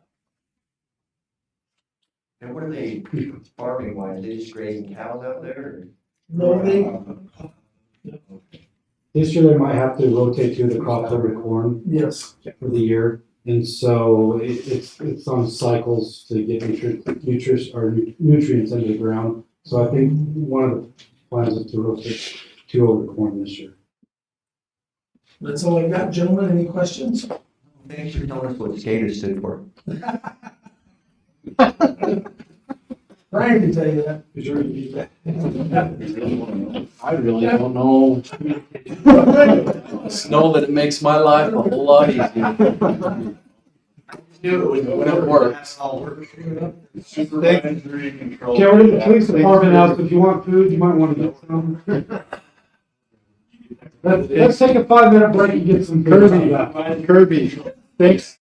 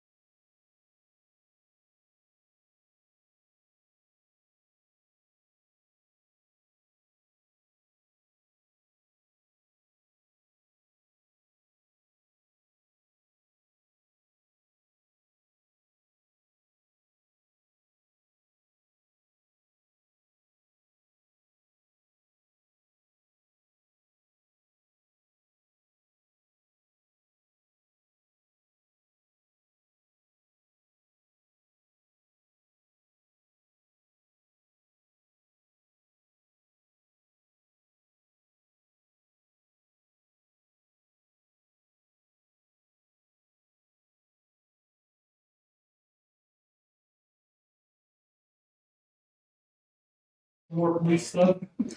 Because so much. Mayor, City Council, the position of the Roosevelt Police Department is to protect the constitutional rights, and freedoms of all people who we come in contact with, dignity, respect, and impartiality. We pledge unbiased, equitable policing and promote the well-being of those we serve to the best of our ability. The vision of the Roosevelt Police Department will be ethical, sophistication, progressive, innovation, and contemporary in all that it does. And it maintains a reputation of excellence, a reputation in which other organizations and community members view as a model agency of policing. Values of ethics, honesty, dedication, commitment, teamwork, and accountability. We've already started a lot of these projects. Scott Finlayson, Rhonda Goodrich, and Kurt Maurer have been invaluable in the projects that we've started. The first thing was the evidence room, and Scott came in as we passed to that. Put 2 secure doors, steel doors with proximity cards and codes, so that only certain people can get in. We've also vented that evidence room, and we have safes on order to put down there so that the guns and the narcotics would be locked up on them. We've had new computers put in to the police department to replace the desktops. Some of them were 10 years old. You never turned them off. They took half an hour to boot back up, which did. Handguns have come in. Most of the officers are using their own handguns. We got Glocks around the board on. Phones came in. We got phones for the officers so that they have a phone that is used only for work. A lot of times, this stuff comes up and they have to turn in their phone, and it's pretty inconvenient to turn in your personal phone. And then you just turn in your work phone, you're good to go. Paint has started over there, carpet has been ordered, and we've replaced ceiling tiles. Those are all things that are in process. Stuff that we have got on order that are waiting to come in are the 800 megahertz radios, which will help our communication. For some reason, the 500 megahertz ones, they're sounding terrible. I don't know if they've stopped supporting them, but the 800s will be good to go with them. Also, the vehicles, we approved on the lease. They have all been ordered. The equipment will be put in by BLS, and that's been ordered. And those were, at the current time, a lot of times we have officers putting in their own, which takes officer time away, and they're not trained to put in lights and radios and stuff like that. So this will help that out. Our big project this year is our CAD system, which is our computer-aided dispatch, is FatPod. Highway Patrol uses FatPod, as does Duchesne County, but they have been bought out. And the life cycle of FatPod is coming to the end. Some say within a year, others say it's going to be 18 months. So we have to replace that. FatPod right now is our record management system. So when we do a report, that's what we use when they print out reports, and that's how we track all the reports that the officers do. The mobile part of FatPod is when the officers have it on their laptop. It'll actually show exactly what call they have to go to and keeps track of that. It's also what we use to write citations and what we use to do accident and traffic reports. That's also when you have the GPS plot that shows where other officers are. What we want to do with that is we want to go to Spillman. UNT County, Vernal City, Naples, they're all on Spillman, and the dispatch is on Spillman. Anytime, since dispatch is on Spillman, anytime we use another vendor, they have to make a link so that we can see the CAD stream, get all that information. And for example, FatPod, we have to get a Spillman case number and we have to get a FatPod case number so that we can track, and it's confusing. If we just go to Spillman, we're able to go onto their server and actually just use all their resources and get that. We want to do that as quickly as possible because we don't know for sure when FatPod's going to be done. And we don't want to be pressed with a big bill if it comes down pretty fast. Alan, sorry, on the software, so would you have to, will the FatPod, I don't understand this, so that's what I'm asking, because you'll have to keep records of how things, right? Right. So do you keep it on that, or will you be able to transfer it to the Spillman to have it updated in the Yeah, that's a good question. You can pay Spillman to move the data over, however, it's expensive. And the other reason that we don't really want to do that is because FatPot has had a problem when, for example, if I put somebody in FatPot a year ago, and then I go back and I click the button that says, hey, this is this person, but I changed their phone number, and I hit enter on it, it's actually made 2 people on it. And so we have people that are in there 10, 15 times that we haven't been able to merge. And we don't really want to put that dirty data into a brand new Spillman. So we should keep that then separate and just go forward with the Spillman? So what FatPot will do, and we scan all our reports to get them digital, but FatPot will still be able to be read-only. And then, so we can still look stuff up on FatPot. So we would kind of have both, but it would just be a read-only. We couldn't do any additional things with it. Thank you, I appreciate it. Sure. We've also wanted to get the WatchGuard body cams. And the thing with WatchGuard is that Spillman and WatchGuard are both owned by Motorola. And so they have an interface. So these body cams will be able to go through Spillman, and we'll be able to track exactly what report they're on, what incident they're on, what time they're on, and that'll all be in a database for us to be able to access. Right now, we use a Wolfcom, and each officer takes it, and then they download it, and then we put it on basic disk drives. With this WatchGuard, it actually goes onto the cloud where prosecutors and everybody's able to, that we give it, we'll be able to access it so that they have it recorded. Is that what we were talking about as far as being able to take it off, plug it in, Yep. it uploads, and it's done? So basically, it's what the process is right now at the PD is they give it to a civilian staff member and he burns it onto CDs. And it's very time consuming to do that. The way WatchGuard works, it'll have a docking station that's plugged into the internet. When they're done at the shift, they come and drop their camera and it automatically downloads it in. The officer, when he comes on next day, will go ahead and put a case number on all the stuff he's into.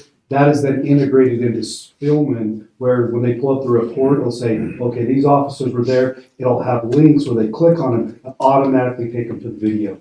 So that helps on the prosecution side. When they pull that report up, they don't even have to ask for request or CDs of the video. They go into our report system, they directly pull the video up, so you're not having to print off, CDs off. It's now all via electronic or over the web. And I assume the quality is probably better too on the videos. So it's all Fantastic. So those are the 2 big capital projects. We also wanted to talk a little bit about the training budget. The training budget is going to be a little bit off what we had because of COVID, we stopped doing trainings in person. So we did them all online, and so we didn't have to do any travel, we didn't have to do any lodging, we didn't have to do any paying for training because it was all done on the computer. So even though that's going to show low on what we used, it actually needs to go up because we need to train these officers and make sure they have all the tools that they need to be able to follow our mission statement and our vision. Alan, I'm sorry, did you say the cost of the Spillman with the cameras? So they were going to talk about We can that. get it on budget. I can give you the cost right now if you want. I was just curious, you're gonna talk about it. Yeah, we're gonna talk about those. We have those. Never listed in mind the that, I'll budget. just wait till you get the number. I was just curious, some of the others had given numbers, that's why I was just curious, so go ahead. Yeah, we're waiting for the. But with the other things with the training is we didn't have enough staff to actually send somebody out to training because they couldn't cover the shift. So that flow, you feel that it actually needs to go up. The other thing we're asking for is another full-time officer. Right now, our detectives have been covering shifts, and it's hard to cover shifts and try to get detective work done. The other thing we're looking at is. Sorry, I was Go ahead. interrupting you. You're right, and we did talk about making sure that we have budgeted another FTE. Right. And is that included? That is included in this budget. $25,000 increase of this year's budget, or 2022. versus 2021. So That's also, the officers pay scale is included in this budget, and the new FTE starting July 1 is also included in this current now, budget. when you Is that say the one? training, I'm not seeing it line item on here either, so I'm not. Page 5. Page 5. Oh, there it is. So, $7,500 doesn't seem like a whole lot. Extra. And that's even less than what we budgeted last year. So we can revisit, move it if we need to. Throughout budget, so we can- That's the draft budget that I helped out, and that's, So we can move that, we got some room. Of your $10,000 budget last year, do you know how much of it you used? We've only used 1,600, I think, of it. Okay. So with that, maybe if we checked out the 10,000, that would probably be adequate. Well, I'm thinking it's gonna be a little bit more, but I think it would be, whatever you guys think on it. We want to get these guys out and train, actually training that they actually have to pay for. Yeah. They actually have to go and get certifications. And the way it's been in the past is it's okay, you go to police departments that are putting that training on and everything else, and you go, and it's fine. To get actual certified training, it costs a little more. That's why I asked how much you used, so 1,600 in the past, but that's because you didn't have the ability to get people there. Absolutely, because of COVID, they turned off pretty much all those in-person trainings. And even the ones that they had, we couldn't send anybody because we didn't have enough to cover Do shifts. you have an idea of what it costs for training for an officer to go to one of those certified trainings? And a lot of them are different, they have a lot in Vegas and they'll be, $400 or something But like then you that have to to go. pay rooms and Rooms, meals. lodging, stuff like that. Yeah. How many officers are you hoping, everybody, or is there? That's a good question. The full-time officers, we're required to give them 40 hours of in-service training.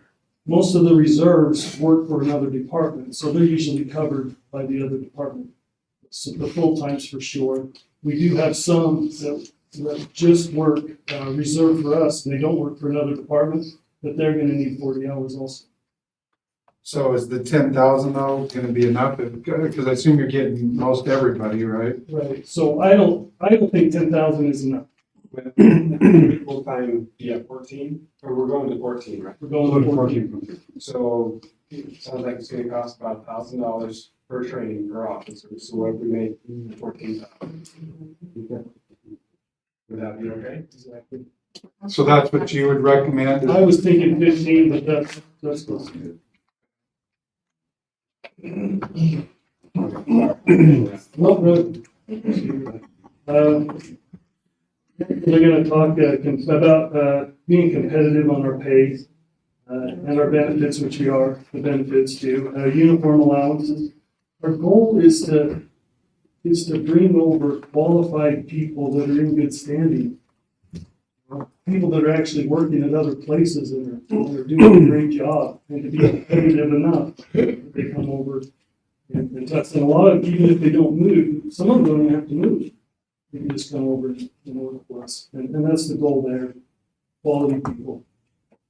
That's what's still in the police department. The animal shelter, Rosa down there, she's doing fantastic. She's working on MOUs and she's really go-getter, doing a great job. We had the Humane Society that was concerned about some of the building there, and so they wanted us to get a HVAC system that keeps the air circulating so that if a sick cat or dog is in there, it's not affecting everybody else. We've had bids for that go out, and then of course we need some building improvements out there. We used to spray the front with the power sprayer and everything else. So a lot of the bottom cabinets are rotted out. A lot of the sheet metal's rotted out. A lot of the sheetrock is rotted out. That needs to be replaced there. So a few things that we need out there. We want to be good with the Humane Society and everybody else. We want to work with rescues and Humane Society, and we want to get dogs and cats in there and out as soon as we can, safely and healthy. So you're thinking just future projects at the building, or have you got numbers for some of those projects? We've got numbers for the HVAC system and the building improvements. We'll probably just do that with regular building maintenance. We can do a lot of that with. One thing that was mentioned too, and I think we're, and Kurt, and we love COVID money, right? Kurt, it sounds like we might be getting another, I don't know. 800,000 plus. So, We will be. we will be, yeah, we will be, yeah. Yeah. Exciting. So some of that I think can go to some of those, we also talked about, there's a building that has been used in storage, but we're thinking of utilizing that for quarantine as well. Yeah, that building was actually, when it was made, it's actually set up to house animals. It's got the concrete stuff and it's got, the drains, so the stuff can drain and everything else. It just needs to be utilized. You need a little air conditioning and a little heating and Maybe a wall, a partition wall or something. absolutely need partition so you can do that. Matter of fact, that's where the COVID funds, the next round are going towards. So we can use some of those, that's what I was getting at, is we can use a lot of those COVID funds for some of these improvements at the animal shelter that won't come out of our general budget. If you have that quarantine building active as a quarantine place, would that meet the ventilation requirements? Good question. Right, and if you just had an SOP in place that separated sick animals. Right, so that the animals would go into quarantine for a certain number of days, and then once you knew that they were healthy and done, then you could take them to the other building. And a lot of that would cancel that, or the bids that we have, take that into consideration. When we had the vet come out, he still wanted ventilation in the main building too.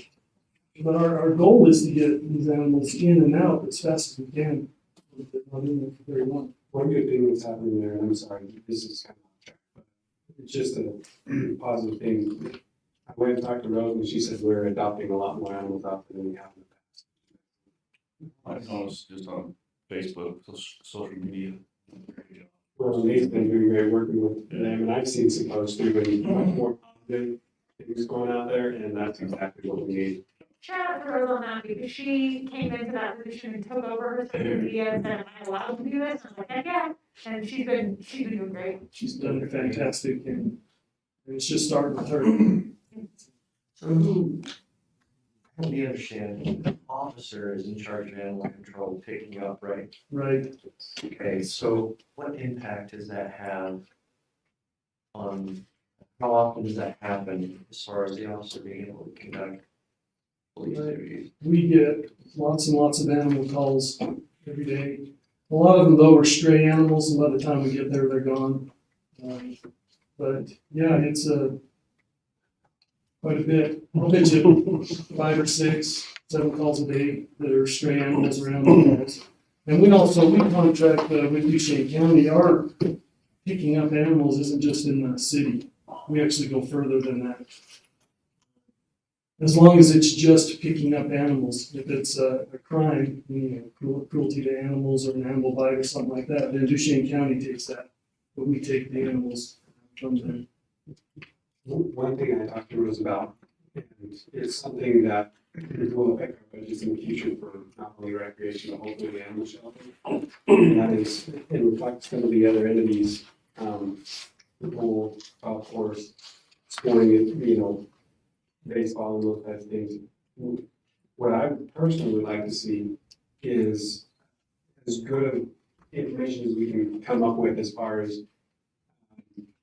who's utilizing our facilities, as far as residents, non-residents, and those types of things. So when we're picking up animals outside of Roosevelt City, and I'll talk to Rose, and she wants to see the officers have a sheet of she can talk to me about this, if somebody has, and where they pick that animal up and all that other stuff, so she can put it into Polaris or whatever. But I would like that information so I can see how, really, what I want to see is what Roosevelt citizens are subsidizing for the rest of the county. I don't know how else to say it. That's just trying to say it. So the procedure has been is that the officers do fill out a paper and we put it on the cage. And it has where the animal is found. Okay, cool. People in Ballard, and for example, people in Ballard, they think their closest animal shelter is Roosevelt City, but we don't have a contract with Ballard. That's what I mean. However, If we don't take that animal, we're just going into town and letting it go, because they're not taking it home. Sure, and what I want to see, So we're taking it. so when you're writing that down, you're saying it came from Ballard. Then the next meeting I have with the Union County Commissioners, I'd say, look, we're taking in 100 of your animals every month, Right. and we're not getting compensated for that. We need to talk about it. Does that make sense? Because we, Absolutely. yeah. So And we that's why should, we should want- have a lot of those statistics available. Yeah, and so the better information we can get to provide us with those statistics, and we can go to these other entities and say, okay, you guys are, we get 55,000 from Duchesne County every year.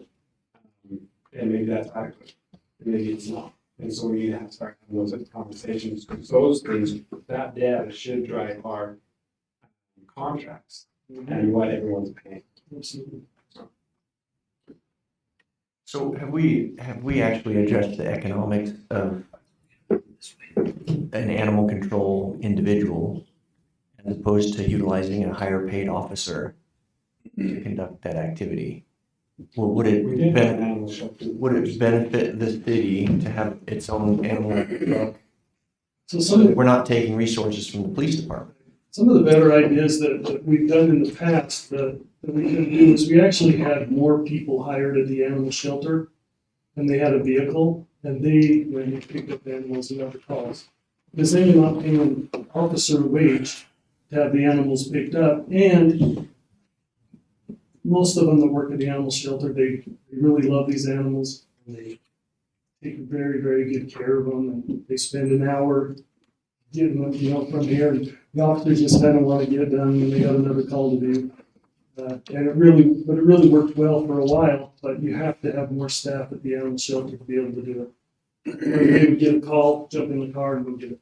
The other thing, if we could renegotiate contracts based on the information that we get and get more funding for the animal shelter, then that would help pay for it. It's an excellent idea.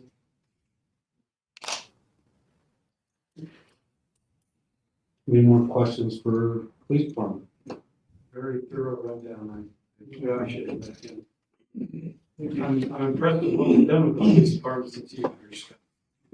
Since you've taken ownership, so really appreciate your work. It's been a team effort. A lot of people have been involved, and Friday, we were having a city paint party over at the police department where all staff is gonna be on deck, and we're gonna get that place ship shape and looking awesome. We're gonna get that done before our carpet gets here, so we prefer to get that done before it is. And I think the renovation over there is a long time coming, and I think want to make it a gem of the city, just like everything else. Make it professional, make it looking, not run down. I have one major question on that. What color did we decide on the carpet? The carpet? Blue. It's a blue. But the lobby carpet though is the gray and black. So this out here is gray and black, police lobby is gray and black. Inside the PD is the Our new black. branding is kind of blue, so our patches, police department patches are blue. Kind of blue. So and the paint colors are gonna stay the same. Everything over here has been repainted. Lee, awesome, she picked out the colors. The PD will be painted the same color. It'll be all consistent across the board. And then the officers will take care of their own offices and name what they like in their offices over there. So. All right, we're gonna go into the nitty gritty.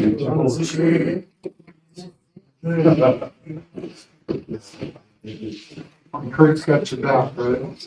Yep, and Kurt played a lot of part of this budget too, so he's gonna help us assist on this, and we're gonna start going, this is a prelim budget. Our intention is to have this budget finalized and over to you by the third week in May, and have this approved and ready to go. So we'll post out for public notice in May and have it ready to get done by May. So we're not rushing or take our time, get it done, because we like this budget. And you may already be doing this, but it would be easier if we had the bottom line up front. And then the explanations, you know what I'm saying? Okay, gotcha. Like, this is how much we need more. Let's talk about why it's coming. And that way, now I can look at each item and say, okay, that's a percentage of it.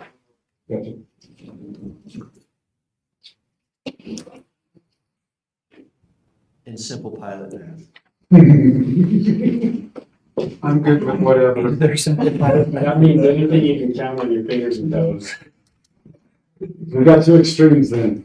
Okay, well, I'm gonna work somewhere in the middle, maybe. Yes. If you start with the budget we've given you in the copy, on page 3 at the top, you're just gonna jump right about the middle of the page there, total revenue. Year over year, again, this is last year's budget compared to the budget we've created this year. We're not, because there's no comparison of actuals or anything else. Just to give you an idea of where we're at, total revenues, the budget is 6% increase year over year. And if you jump then to page 9, you will see that the total expenditures, as it happened, are also an increase of 6% year over year.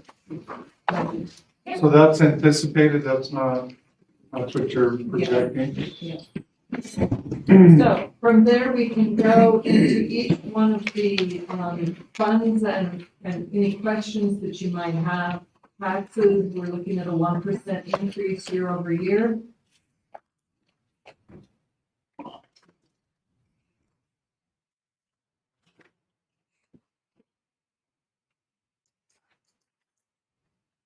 And the majority of that is coming from the utility user excise taxes. Then we have licensing permits, which are going down. And that's going down because what Dean said, construction, building permits. Building permits are down considerably. You're also seeing business licensing, some businesses maybe not renewing business license. We have actually quite a few that we'll be working with Stevie on that are in arrears right now. We're trying to bring them up to speed to find out if, they still are in business. And then we have the intergovernmental revenues, about 4% change every year. And anyone have any questions on anything we see up to that point? Where's the 114% coming from for animal control from Duchesne County? Is that in response to what Mayor Bird was saying that? So the 54,000. That was something that will be corrected in this year's revised budget. That was not budgeted appropriately last year by me. Okay, but that's money we're getting from Duchesne? Yes, they give us $54,000 a year for animal control services, and that's part of what Animals talked about. The contract with them to go out and grab those animals. And then we also house a lot of their animals at our shelter, so they give us the $54,000 a year. Along with that, and I've already had conversations with them, and that's another reason why we want to find out where these animals are coming from. Duchesne County doesn't really have a facility. Roosevelt City's the only one. They have some cages and a few things, and I need to go look at it because I want to see it. But my personal preference would be eventually for Duchesne County to go out and shelter over. It should be a county shelter. And they should be then going back to each one of us as entities, Avalon City, Roosevelt City, Duchesne City, Mine City, and saying, okay, you guys contribute to the animal shelter. We're gonna run it. And that, we're really, in my mind, we're doing roles are reversed. The roles are very diplomatic. Yeah, so anyway. But they do contribute toward that, which is a little more than a third of the overall. Yeah, sure.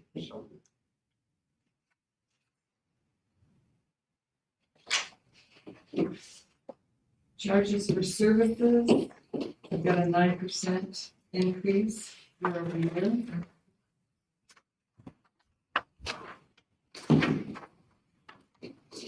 Does this reflect some of the fee changes we made recently? Or I don't think we'll start really seeing those impacts for a little bit. But I was just wondering if that was, if you just based it on previous or if you included that we did adjust some of those fees. One of the largest. Not necessarily. That was going under the assumption when the last year's budget numbers put together, we anticipated a pretty sharp decline in pool, Right. golf course, and this is bringing that more back into Line. to So line. this could actually be a little better with the fee. Okay, that's all I was curious about.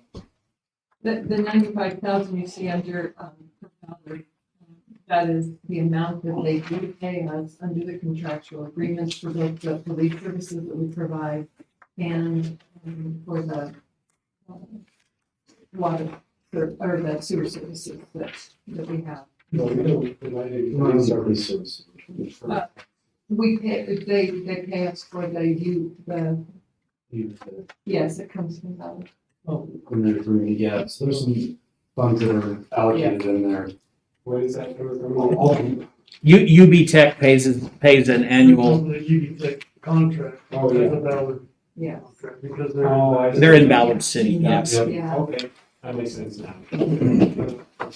There's a lot, so on these budgets, they're gonna, me and Ron have been looking at, there's a lot of language in here that's very confusing.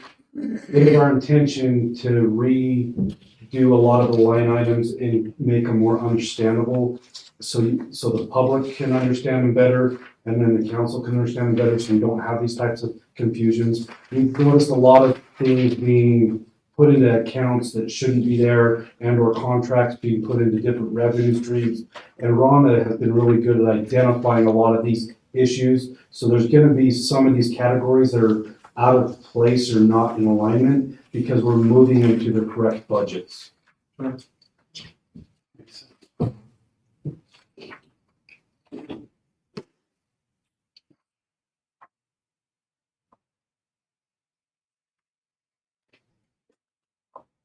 On the interest, it looks like it's a decrease year over year, but I do not know, I could not figure out where they came up with the 219 in the previous. They came nowhere close to that, we're at 35,000 year to date. And so I think the 52.5. Yeah, the budget, once again, when the budget, we put we didn't realize that the interest rates were just gonna. So when we do a revision of the budget, that will be more brought into line. I know there's some accounts that we have, like our savings accounts, like that. PTIF accounts. Yeah, PTIF account, exactly, and that's the one that we're getting the interest on. Yes, and when the budget was put together, that was anticipated, and the interest had been 1.5% to 2%, and it was, but we're getting, at least last hour was about 0.4 to 0.5% on the interest. Actually less than that. We have the designs the other day, I think it was actually like 0.3. Yeah. We It was, made $4,000 last month on $11 million. yeah, it's not a lot. So is it 11 million, is that about what we have for the leveraging or that we're? In the pool general fund.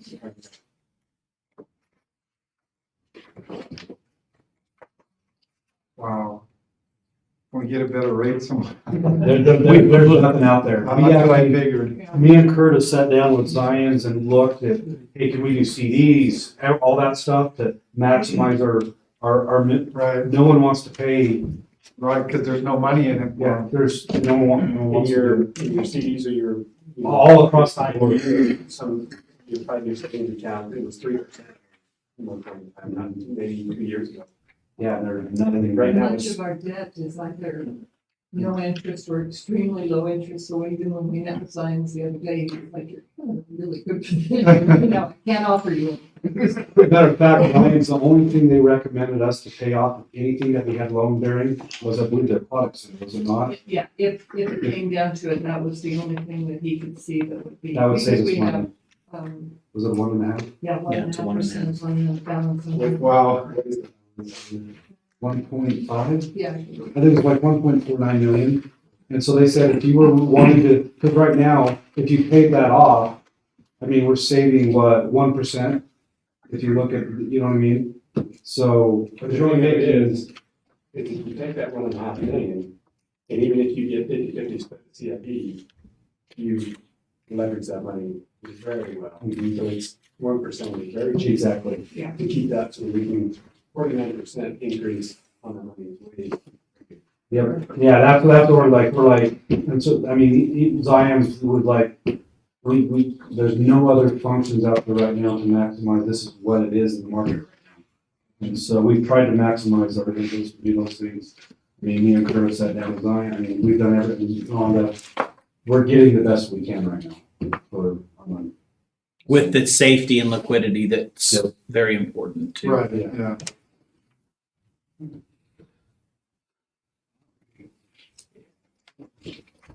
I have one here that's got my note on it still. At the top of page 3, you'll see under property leases, I've got a note in there. Maybe Kurt, you can help us with this. With the property leases, that was assuming that the APMP building will be leased and used this next year, primarily. The 45,000 that the courts pay us. Is that, do you know where that is from? So Scott has just renegotiated the contract, maybe. So the core contract has come due, it was actually, we should have had it done a while ago, it actually came due, so they all actually owe us back pay since September, they stopped paying. Rents and loyalties, Rhonda, rents and loyalties. And so basically what I've done is they want more cleaning as part of their daily routine over there, of more that we currently are providing, so I said, if they want daily cleaning like they're asking, and then midday cleaning when they're quarterly session, I told them I could turn a part-time employee to a full-time, but that cost would be the burden of the courts to bring on.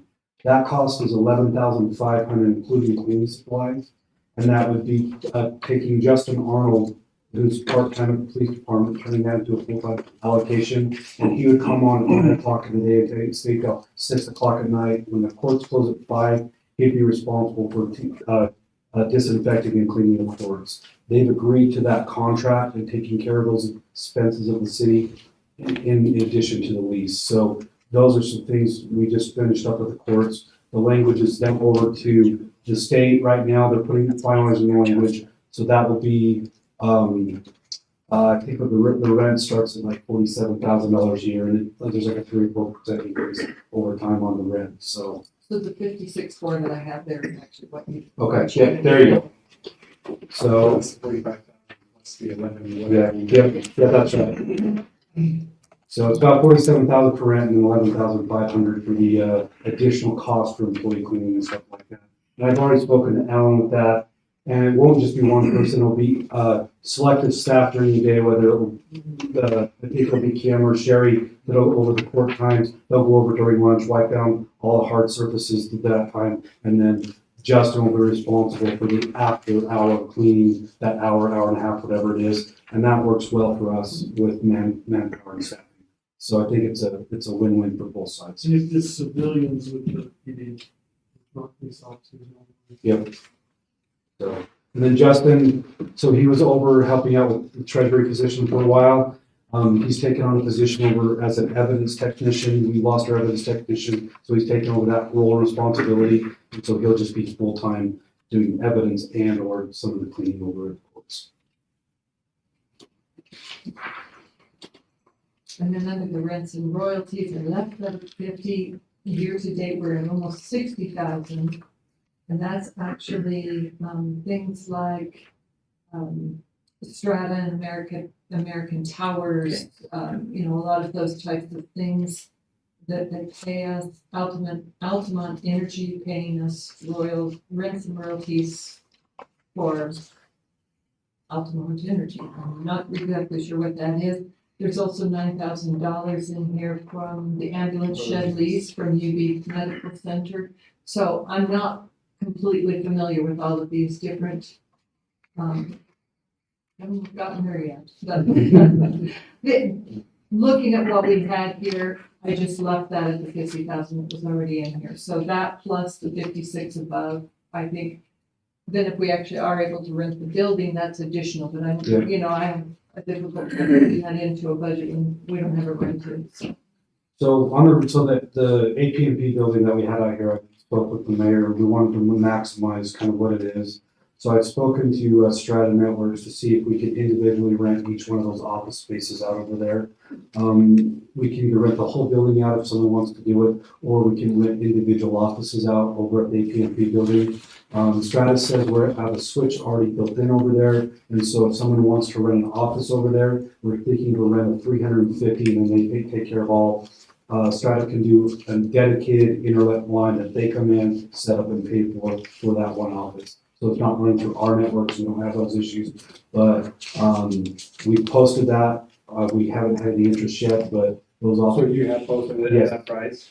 And I think that price may be a little high per room, but we can look at that. I do know of three individuals that are looking. One that's really interested, two that are really interested, and one that's probably a really good candidate or So, at and least then- interested in. yeah, and the rent's up for negotiations, it's, you know. Well, I'll get with them then and let's get that. Yeah, let's get this What up. is the AT&T building?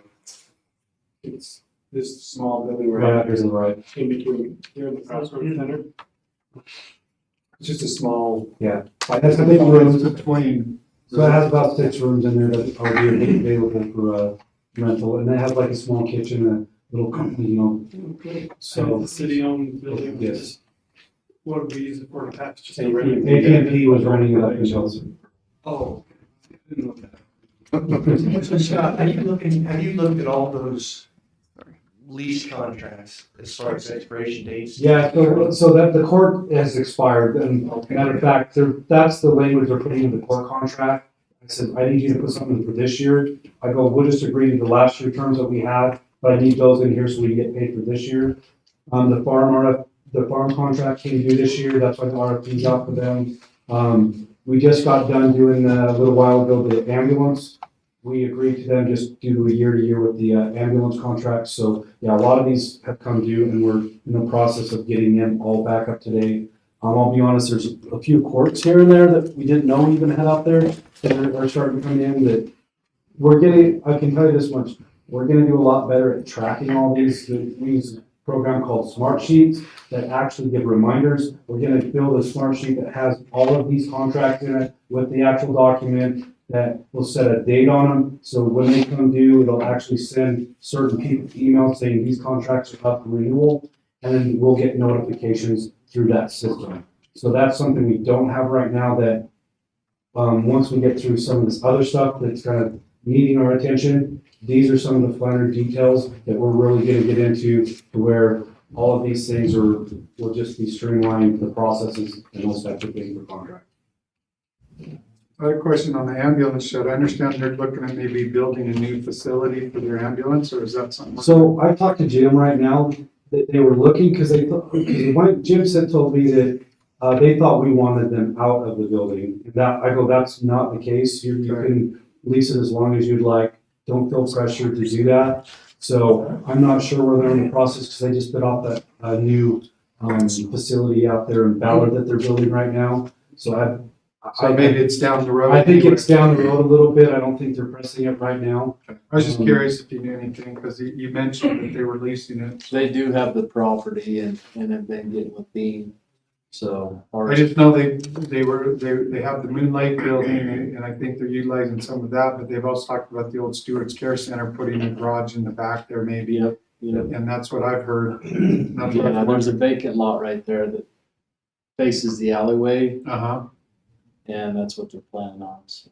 but that's still down the road. They haven't formalized that or. Well, they kind of pushed it off a little bit when we approached Jim, said, hey, we're not in no hurry, you guys can stay. So I don't know if there's an inclination that we wanted them out of that building or what, but I referred to them, they can stay in there as long as they'd like. We agreed just to extend it the month or year basis. I'm glad, because They're that good. helps us out. Yeah, they were good with that, so. Good. Are there any other questions about the total revenue?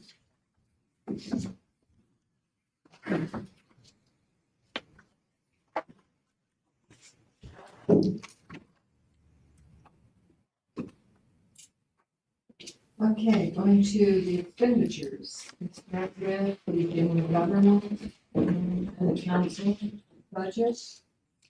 It's down 25% year on year. A couple of the things that we've decreased, the 140 account, which was annual employee appreciation, we brought that down to 1,000. Last year, it was 550, year to date, $550 spent. That was catering Carolyn's retirement party. Other than that, this fund has really never been utilized. I love parties. No. What do we use for the Christmas party? We didn't have one last year because of COVID. We normally do. I don't know what the budget was completely. I mean, it's Where did probably, it come from, I guess? oh, I don't. Because it Kurt comes would out know of either. that, I think that the annual employee appreciation, part of that was the Christmas party. So I think so here's the thing I know we created a council account for that. I would rather that just come out of an administrative budget.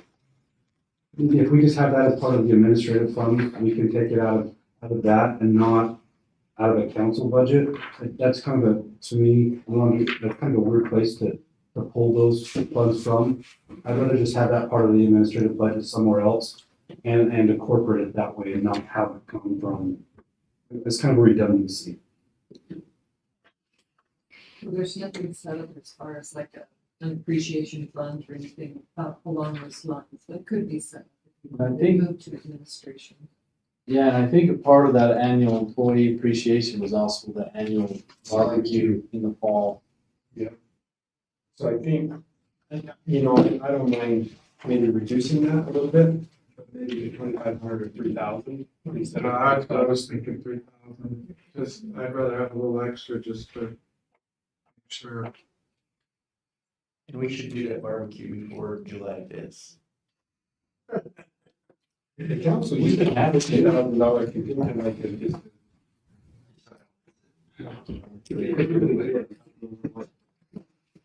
Who said that you had permission to leave? Man, I thought the mayor said he was just gonna, volunteer to take care of all those barbecues. Was she on?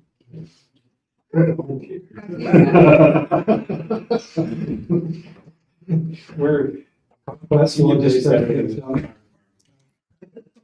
A little bit.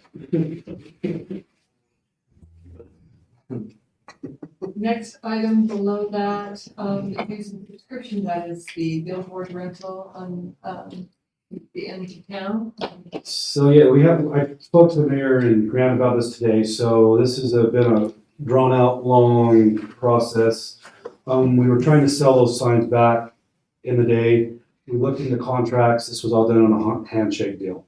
So there's nothing in writing exactly what's going on. Those signs cost us $6,000 a year, and we've been paying that for how many years? I've been trying to work out a deal to have someone take over those. That has not come to fruition. I'm gonna be sending out notices to both of them.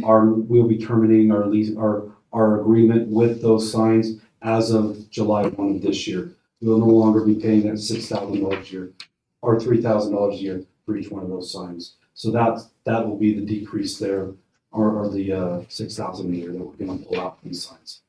And that's spread out through, you'll see that through the budget. Those are the added income. So Advertising, we have 1,500 in there for published notices. Travel and training, some increase there.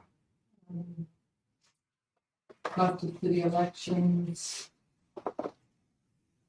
That's where our campaigns and things, right?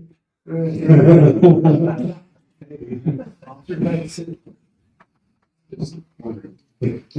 What is that? That's Yeah. And the last, 920 account there, we dropped that down from 35,000 to 7,500 last year. This current year to date, we spent 12,000. The majority of that was the recruitment was paid. To get Scott here, and so he's not going anywhere. We don't need to recruit again.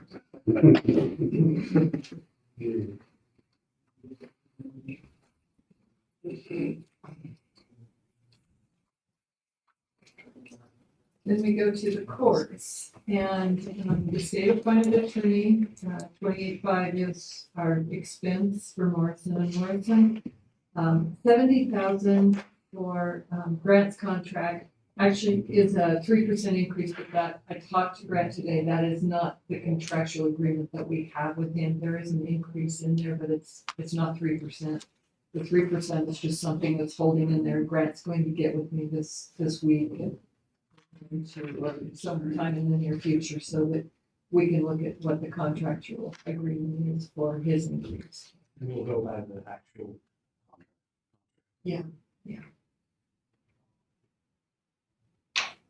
And then we have the administrative, salaries and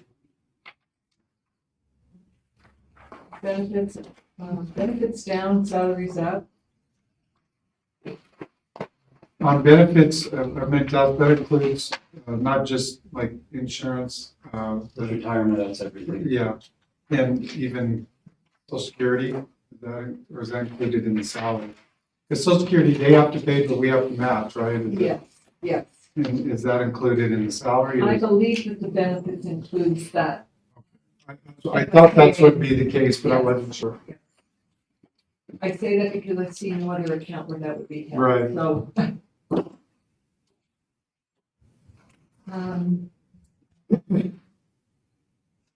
Not a lot of change in the administrative budget year on year.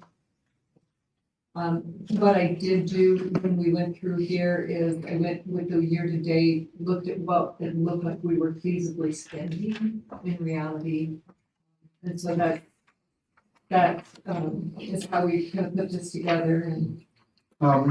One question I have, administrator, because I think this is part Scott, if not mostly Scott, right? Or So yeah, I'll chat a little bit about this too. So this is kind of a little bit not, so there's 25,000 in this budget that wasn't there, so there's actually a decrease in the administrative side.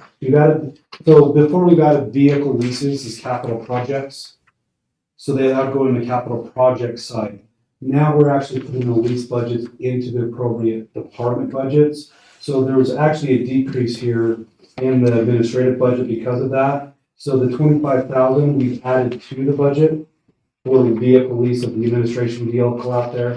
So it is gonna look like a parallel, but there's 25,000. It's actually, we're zeros, but we're adding it, the lease, part of that lease over into that budget.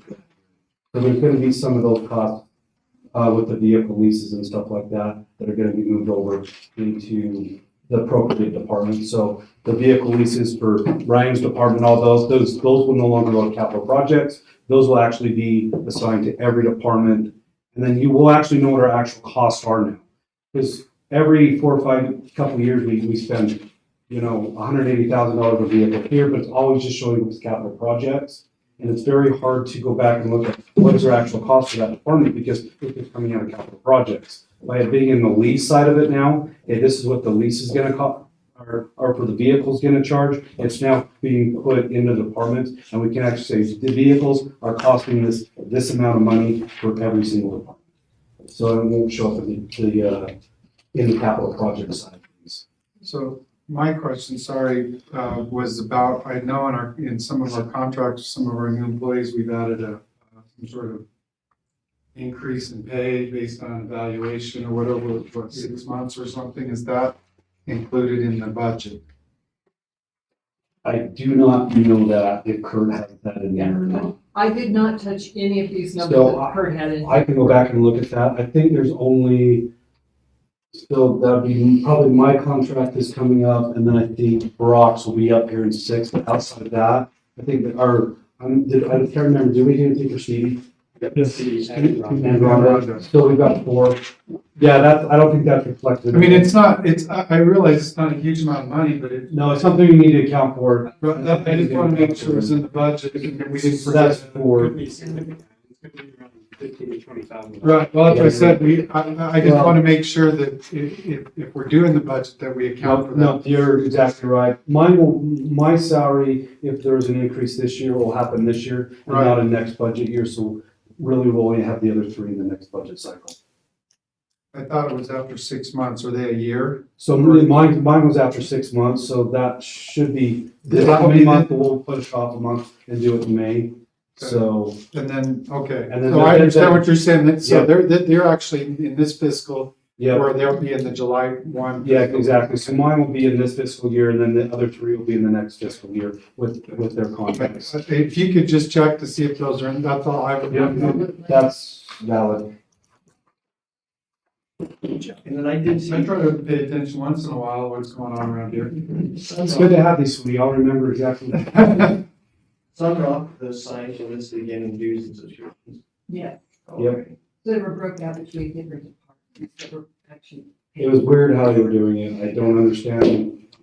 We'll get a lot of that stuff, ledger stuff cleaned up, so it's not like that anymore. You'll also see going forward, you know, we have an account for each of the funds, auto-fund equipment, and it's just a lump sum of fuel and maintenance and whatever we have no way to go through and decipher what this is.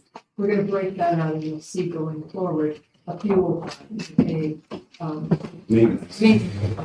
a leaf fund, whatever it is, so it's a little easier for you to tell where we're, you know, when we were looking at the age of some of these vehicles, when you look at this, they're difficult to find what the maintenance is on some of these vehicles.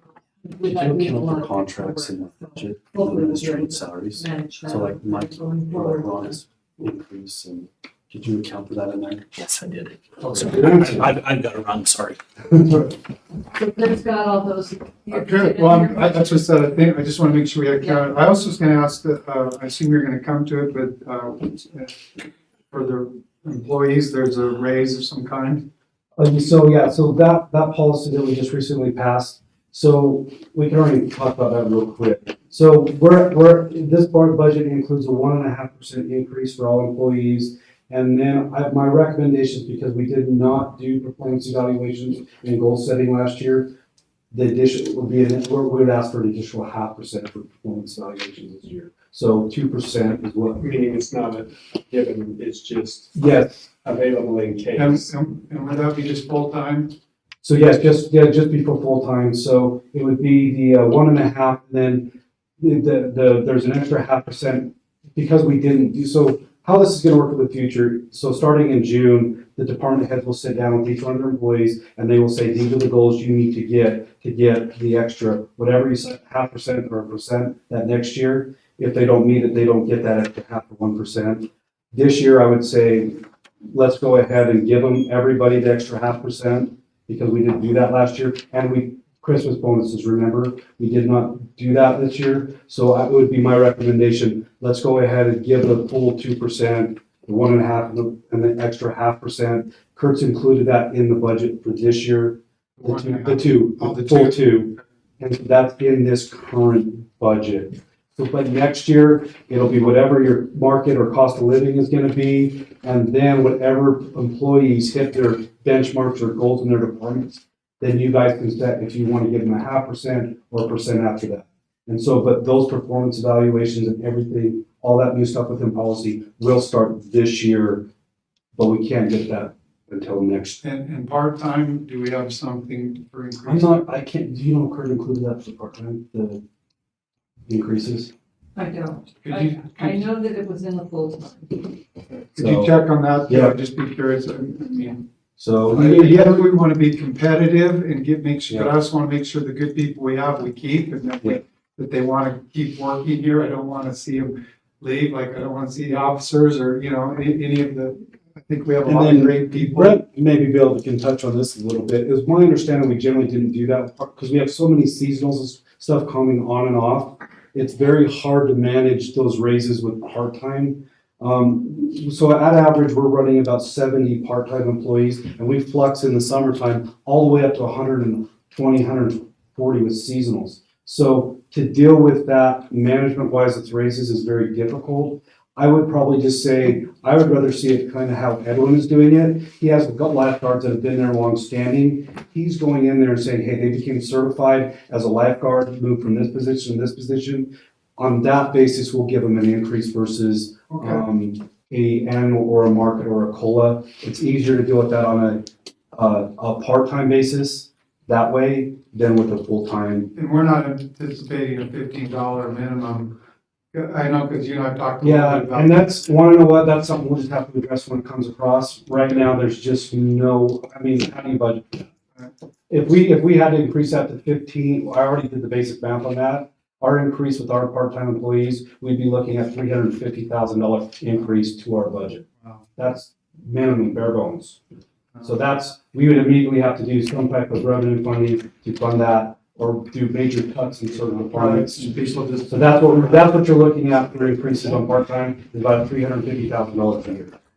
And I know we've talked about it, and I agree with you. I think it's not here, so let's not worry about it, but We'll address that bridge when when it it comes. comes. And we do have enough, so if it does happen, we have enough in our rainy day fund to help take care of some of those. We also have the COVID funds, we can use for some of the, like, police salaries and stuff. We can offset that for 6 months or whatever we need to, and then we can readdress that in the next budget cycle through whether property tax or however you guys want to do your revenue funding that way at that day's place. Thank you. Sorry, I know I asked lots of questions. Buildings and grounds, the only increase that we have there is to cover the cost of Justin taking on the full-time position, which we talked earlier. A little bit of increase in planning and zoning, again, we talked about the code books, we've got that included in here. What's the 14% for raises and salaries for planning and zoning? That was Dean, is that correct? Oh, so we did some different things with departments too. We did some reallocations to free up some other funding. So right now, it was 45% was coming out of general fund. We had it broken down. It's like my administrative salary is broken down between the water department, the sewer department, and administration. We've kind of changed the formula on how we're doing that to free up some of the money. Some more of those responsibilities are actually going to be pushed over to the water department, about 5%. So you're going to see some differences there. So 5% of a lot of people's, like Dean's position, is going to start coming from water source and not from general fund.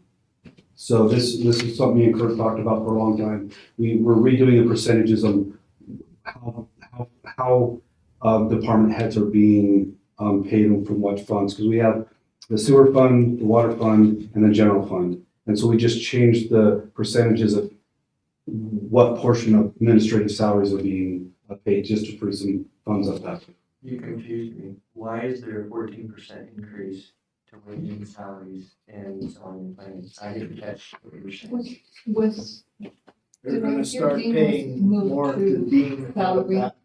Okay, That- I think it's the Somewhere salary. else it decreased for them. Oh, I think we moved Dean from hourly to salary, and that's why, like, this is Dean's salary. It shouldn't have jumped at 70%. Well, I don't know if it actually jumped that much, just budget on budget. I mean, again, we have to remember that we're looking at budget versus budget. I'll have to look at that one, Yeah. get back with you. Yeah. Some of this is too, the percentage change we've done, that it's kind of messed with the numbers a little bit, so. that's a big increase. It's just one, how many times zoning? No, yeah, we'll look at that. That's a Yeah, valid again, we're not question. comparing it to actuals either, so I don't know if that really was what we've done years. Want to know, ago. that may have been what they budgeted, so that may have been what they budgeted for last year, but not as actuals. Yeah. Oh, okay. So Yeah. that's probably where that is. And again, I did not have a chance to look at the salary, I just assumed Kurt knew what he was doing. with salary. And we don't have actuals for last year all in yet, so it's kind of hard to pull those numbers. We're at like 78%, so we're just going off what we budgeted from last year. Okay, police salaries, there's definitely an increase there. We can show you a chart that we created showing the 10-year. I actually sent that to you. You asked us to do some research on what the long-term, or the long-term Yes.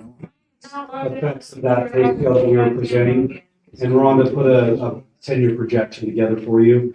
And I think you guys will be pleasantly surprised with what she put together. So, I used the term that the mayor used, worst case scenario, and I decided that was the best scenario. Because if we actually for 10 years, we're able to retain all of the officers without any turnover, without any additional recruitment costs or, the disruption of the department, then that would actually be the best case scenario, but the worst case scenario from a financial perspective, right?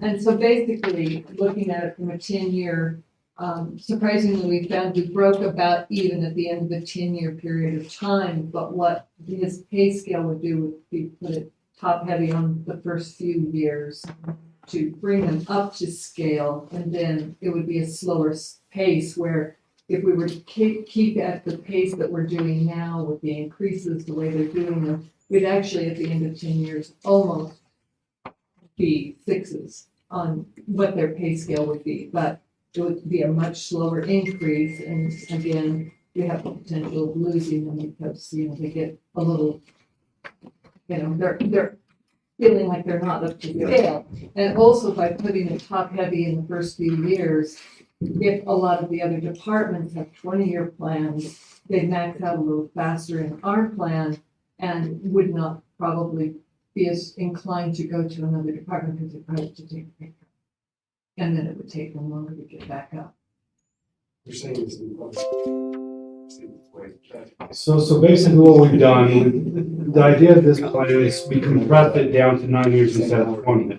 We're now front loading the plan, so when officers 9 years are maxed out, but on Duchesne County, Winnet and Vernal, it takes them 18, 19 years to max out. So if we're maxing them out then, right up front, so we're giving them all their money up front of the first 9, but then they're only getting a 1% every year versus a 3, whatever the market is after that. So that's where we come 6s on those plans. And then, so someone that's making, topped out at 9 or 28 something an hour, they're not going to want to jump over to these other agencies because they're going to take a $3, $4 an hour pay cut because they're on an 18-year scale plan.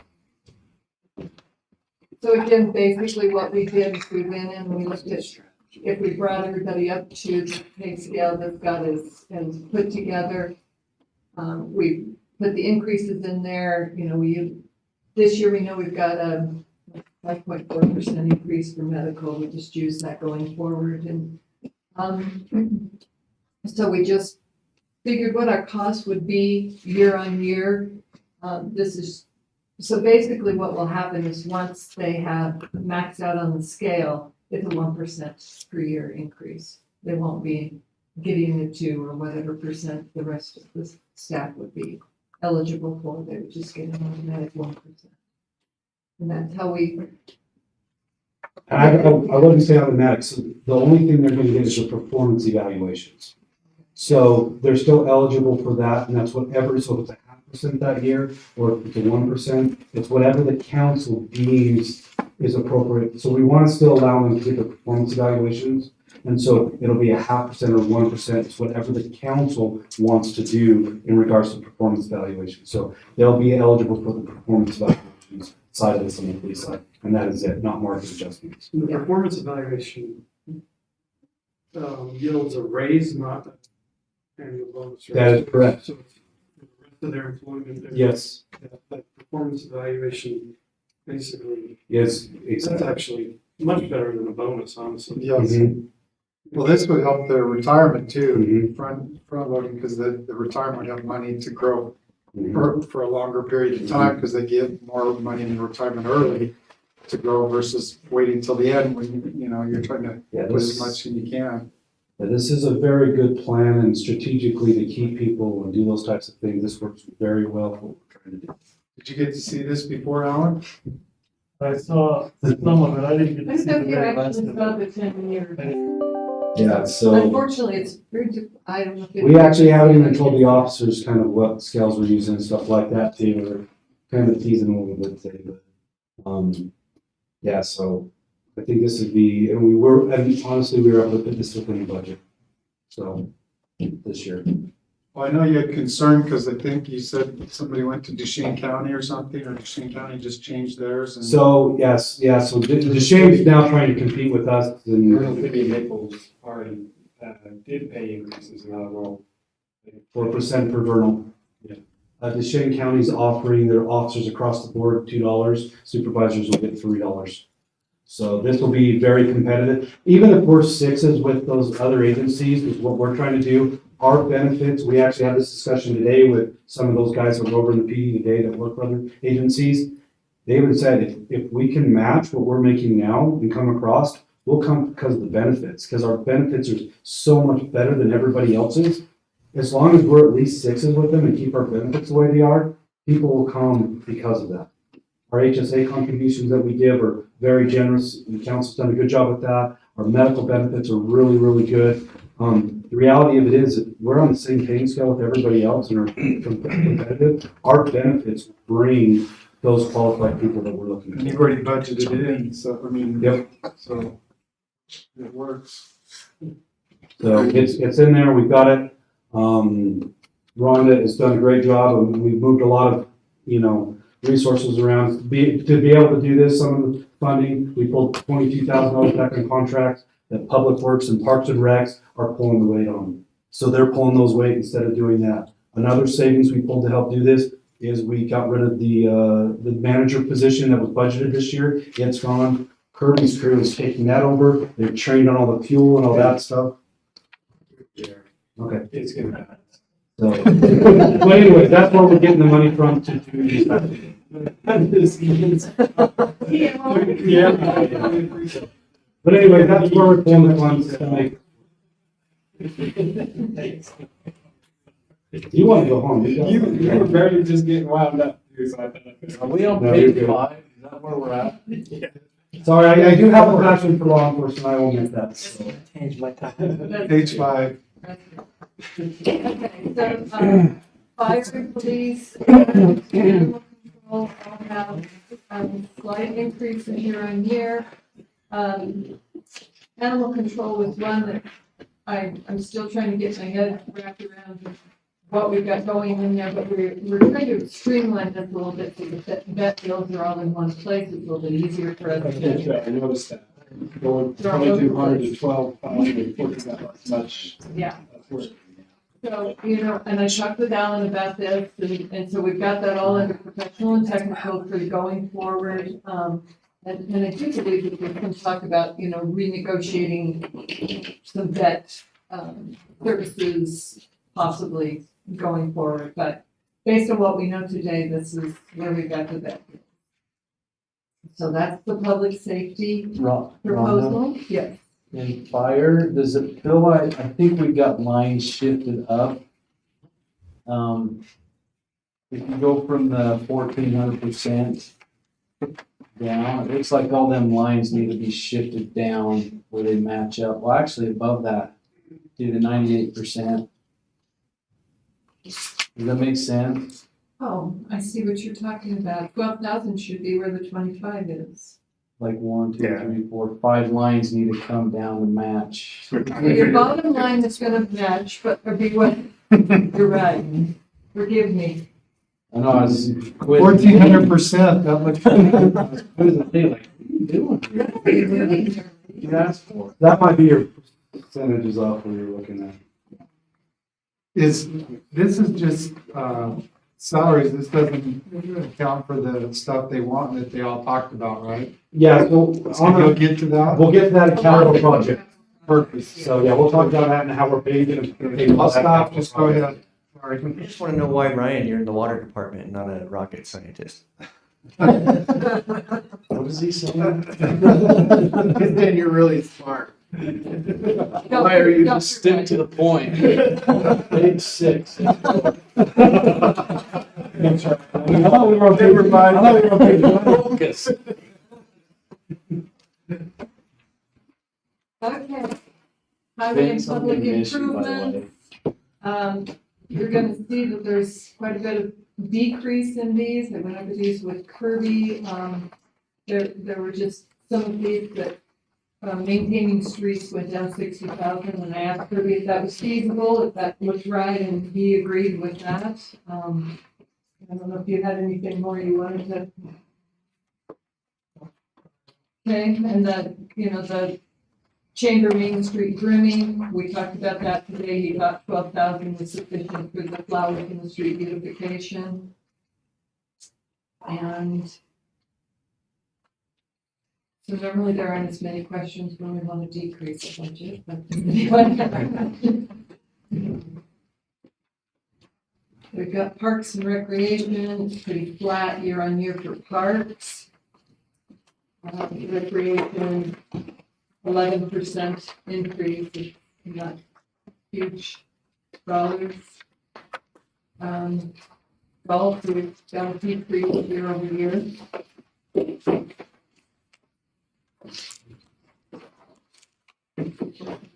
And the pool is at 1% increase.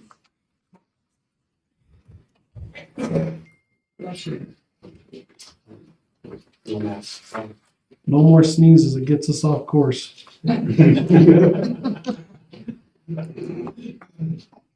Speaking of that, mask mandate as of Saturday will be up to individual choice. So when you're in the offices for everybody, it'll be up to your discretion. Well, I think three of you that is actually applying to. I've been facing around, I'm gonna hit my back shoulder.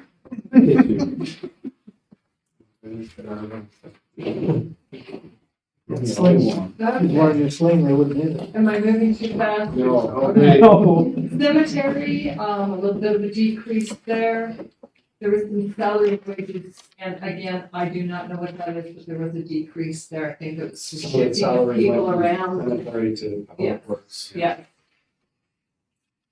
So we're at a overall 5% decrease in public, in parks, recreation, and public property. We will be moving cemetery up under, the streets. But we haven't Even got with that. the wage increase, it's a 5% decrease. Huh?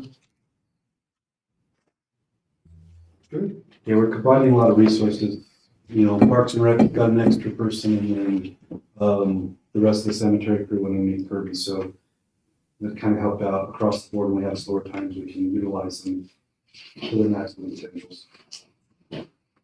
We got the debt service and the transfer of funds that brings us into balance. And then we can jump into capital project, which is probably more, Fun. yeah, right, the big thing. So the federal grants, we've got 1.2 million there. That is 450,000 from the airport and 807,000, which we are guaranteed from ARPA. That is funds we will be receiving this year. We will receive 50% of that within 60 days of the announcement, so sometime in the very near future. And then they have up to 3 years, the state of Utah does, to get up to 12 months to get 50%, but it is all guaranteed within this year. And we have until 2024 to spend those monies. It's the requirements are not quite as stringent as it was with the CARES Act. I don't know. No, I better not say that. I was going to say something about snow blowers. Secret day.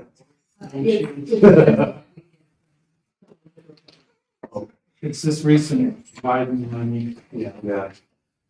And speaking of that 800,000, so let's chat up. We need to have a direction from council, kind of how we want to do that. We've had discussions with the mayor and a few council members, but it's our intention of staff to take half of that, and we'd like to do something with it for our residents, meaning a public utility credit or something to that effect. So we've decided to, whether it's $100 credit or 150 or whatever we can manage with 400,000 of that money. Right now, everyone's getting their stimulus checks, so they're already getting that relief now. So we were thinking we'll wait another 8, 9, 10 months and then do another round to do a utility credit of some sort to the residents and have another direct impact down the road to where everyone would get $100, $200 credit on the utility bill. So that's kind of what we're looking for. If you want to go a different direction, the council, we can do something different. That's one of That'd be 400,000. That should only be around $50,000. If you even 200. We have 23,000 city accounts with 2,300. just. 2,300. About 2,300. Give or take 2,300. 2,300, yeah. It was just over that, 2,320, something along those lines. City, and we limited it to city accounts, so business. So and at $200, that'd be 460,000. So it would Which be, is a little bit more than. yeah, a little bit more, so it may be around 150 or something per resident. That's one of the ways we thought about kicking that back. And it actually, the nice thing about that is it affects the businesses, it affects the household, and it also affects the city. So it actually, across the board, takes, care of all those, so. What's your concern? Fairness? Yeah, I can tell you what my concern would be is Absolutely. somebody who's, again, I didn't get any stimulus money because I didn't need it. I did well the last 2 years, so if you give a business that doesn't mean I'm buying a Christmas card. If you give everybody the same amount, including the business that makes a lot of money, and then somebody who, that $200 is gonna pay 3 months worth of water bills, it's more impactful. So maybe we can find a different way to distribute it based upon. That's just one, and It is. me personally, that's just one idea of what to do with it. I mean, that, to me, if we have to 2024, Yeah, we can come up with, let's think about it. Yeah, we have plenty, that's one of the options that was thrown out there. We have plenty, and then we'll talk about these other capital improvements where we want to use the other money of the other 400,000, for the COVID funds that we kind of set aside for the use.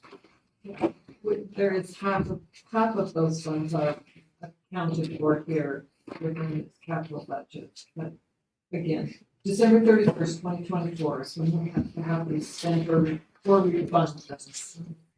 We're not refunding them, that's for sure. We'll find a place where we. there's a session table. Okay, and so total intergovernment revenues, 1.37. And we have interest, and we have transfers from the general fund, transfers from the water fund, the sewer fund, and the fire sinking fund, which will make sense to you as we go. Notice here on each of these things. Administrative equipment, 55,000, which includes 25,000 for the city ordinance upgrade. Which you guys will be giving a presentation on May 18th on, so. And Is that the one we talked about? You showed me? Yes, that's a portion of that, that is correct. And then going down to public safety, the police equipment is $190,000. That's the Stillman upgrade that we talked about, and the watch guard body cameras. The Stillman upgrade is $150,000. The body cameras are $40,000. And both of those can be purchased with the ARPA funds.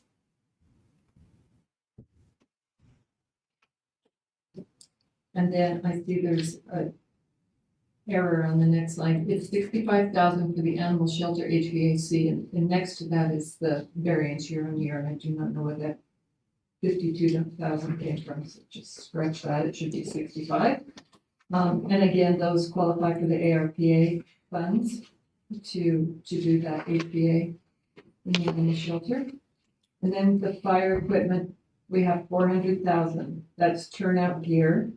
125,000, which could be covered by the ARPA funds. And then the water tender, 275, which we have, actually today I just pulled the statement, we have $140,000 in sinking fund for the equipment.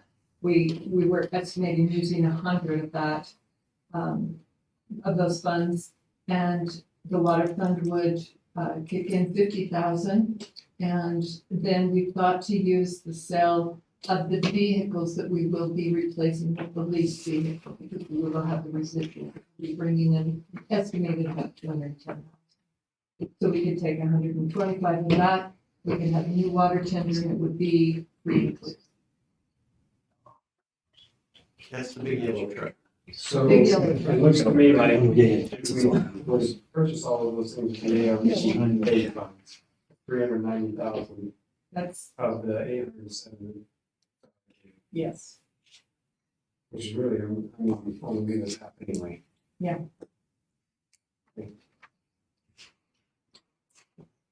And then, jumping down to highways, we've got street equipment, we need a side-by-side, which is 20,000, and a grizzly for 10,000, and a plow truck, for 185, and that would be, paid for half and half by the general fund, and water and sewer would each kick in 45,000. Is total for. What you mean, the side-by-sides? Well, The Grizzly's not a four-wheeler. No, it's not, what is that? no, it's a, you know, for a rotomill to screen it, so it's finer when we put it down in alleys or whatever, instead of big clumps, to be able to make it Okay. finer. The side by side is for. That is, okay, we use that, to pull our weed sprayer, it's 500 gallons. So we pull it with it, in the winter we plow with it, the sidewalks, Highway 40 up by the park. And the one we got now, going down the road about 30, 40 miles an hour, all of a sudden it kicks out of gear. Whoa! I mean, the tranny's gone, there's just, it's, so, that's what that's for, we use it for many things, you know. And then there's 13,000 for the safety sidewalk, we've got the funds for that already, and the Class B and C projects, which are the road improvement projects, for 720,000. And in the airport, we talked about the 400,000 for the master plan. What about the anticipated re-roofing and things of the airport? I don't think we got that in there, so That's gonna be 65,000. minimum, Yeah, I'd say 60 to 90,000 is what we probably. 60,000. And we did bring that up again with Kim during that meeting, can we use the FAA fund for that? And she said no. She said absolutely not, so we'll have to figure that out, how we want to do that if we go down that route, so. Do you want us to try to include that 60 or 90 on the airport for that roofing project, and if we can work it in? That's the next project that has to help before we can make any other improvements inside the building. So I know it's a big one, but it's really something that, I mean, before we make any, I mean, that needs updated, but,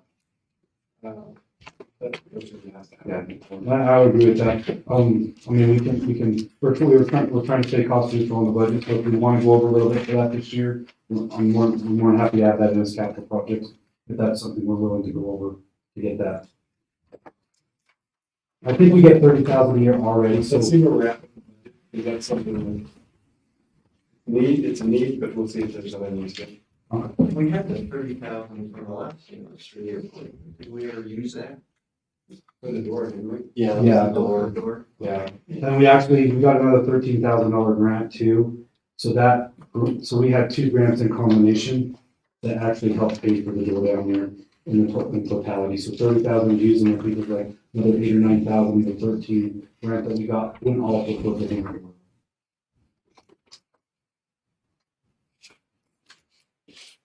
And then the park equipment, we have 25,000 for the gator and the lawnmower. Game voting this year. Side by side. Voting. Oh, yeah, no, the Van Mower, he only works good. Slow down on water and you wouldn't need a gator. I agree. Who's getting us off topic now? We've got 10,000 for golf equipment, which includes 2,000 for bathroom renovations. Didn't we already approve golf equipment? I mean, we talked about, or is this a different? That was the lease, I believe you're talking about. No, I think No? at the last board meeting, we said there's something, is Aaron selling golf equipment instead of buying it or something this isn't the same thing, this is equipment for the golf course? The last, yeah, it was golf carts. Okay, because we talked about golf stuff at the last meeting, improving the, instead of Aaron buying it. No, so what we did is, so under his last contract, he was doing, we were buying the equipment, and he was doing equipment repair, merchandise, all of that stuff. He went out and personally bought the simulator and all that. So his new contract, we bought all of that equipment back from him. So any revenue generated from lessons, the simulator, all of those stuff, all the revenue now goes directly to the city and no longer goes to Aaron. Thanks for the clarification.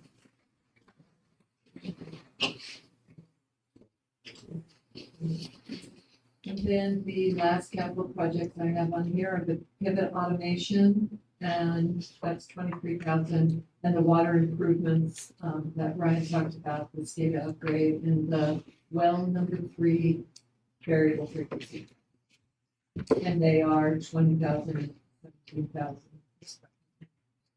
And those will come out of a separate account, so that'll come out of the water sewer funds for those. That won't come out of the general fund. So, That's why at the beginning, when we talked about where these funds were coming from, that there would be funds coming in from the water funds, 155,000, sewer fund, 45,000, and the fire sinking fund. To offset some of these costs. A quick question, kind of related to all this, but do we get any money when we go, wildfire somewhere, do they get reimbursed? So when she said the sinking fund, I almost brought it up.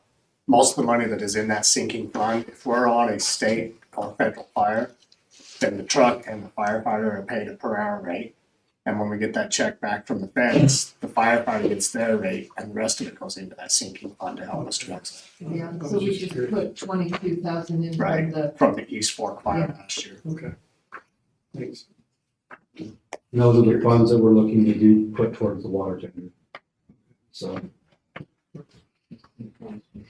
And I've got the one that goes most of the time, asked me each time and said, are we getting this or is it going into the city? Because if we're not getting it to benefit us, I don't want to keep going. Because he spends 2 weeks off the job. I mean, it's generally the same guy does it, so having it in that same, I'm working towards helping us out. That's good, that's what we're doing. It's good. And then the last section of this is the water and sewer funds.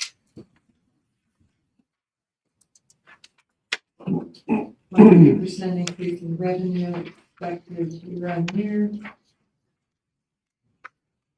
9% expense for the water fund.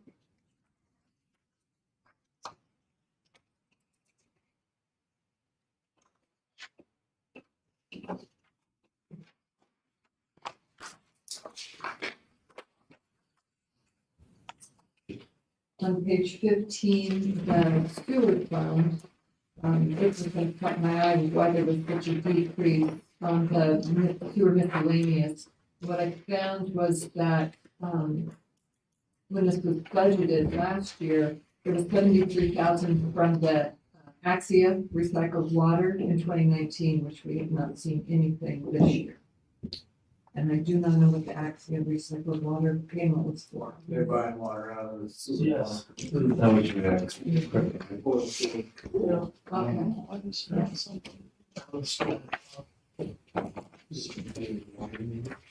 would be a deal for us.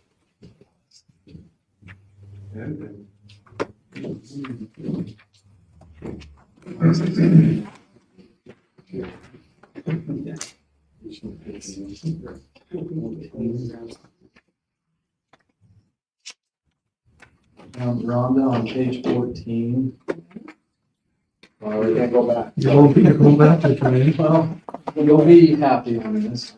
But correct me if I'm wrong, Kirby, on this. On the secondary water meters, I've got 1,025% increase.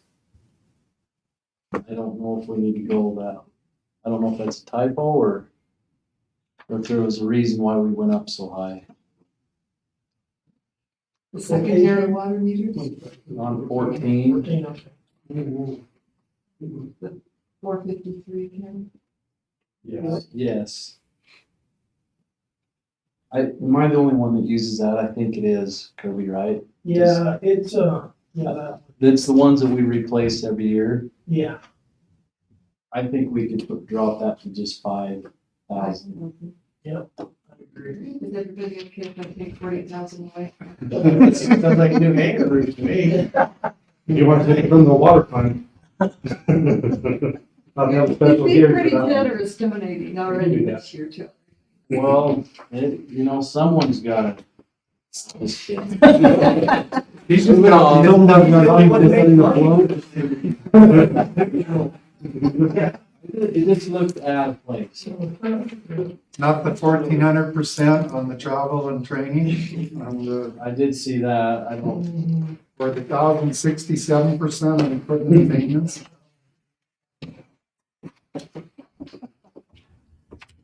Hold on. The travel training, I think's in the ballpark. I remember talking Right. about that for Danny. Yeah. But the 251, I don't use that account, so Kirby, do you know which one, do you see which one Yeah, we're I looking do. at? I do, and, that is the secondary, 51, right, secondary water office, yeah, that could be back to 3,000.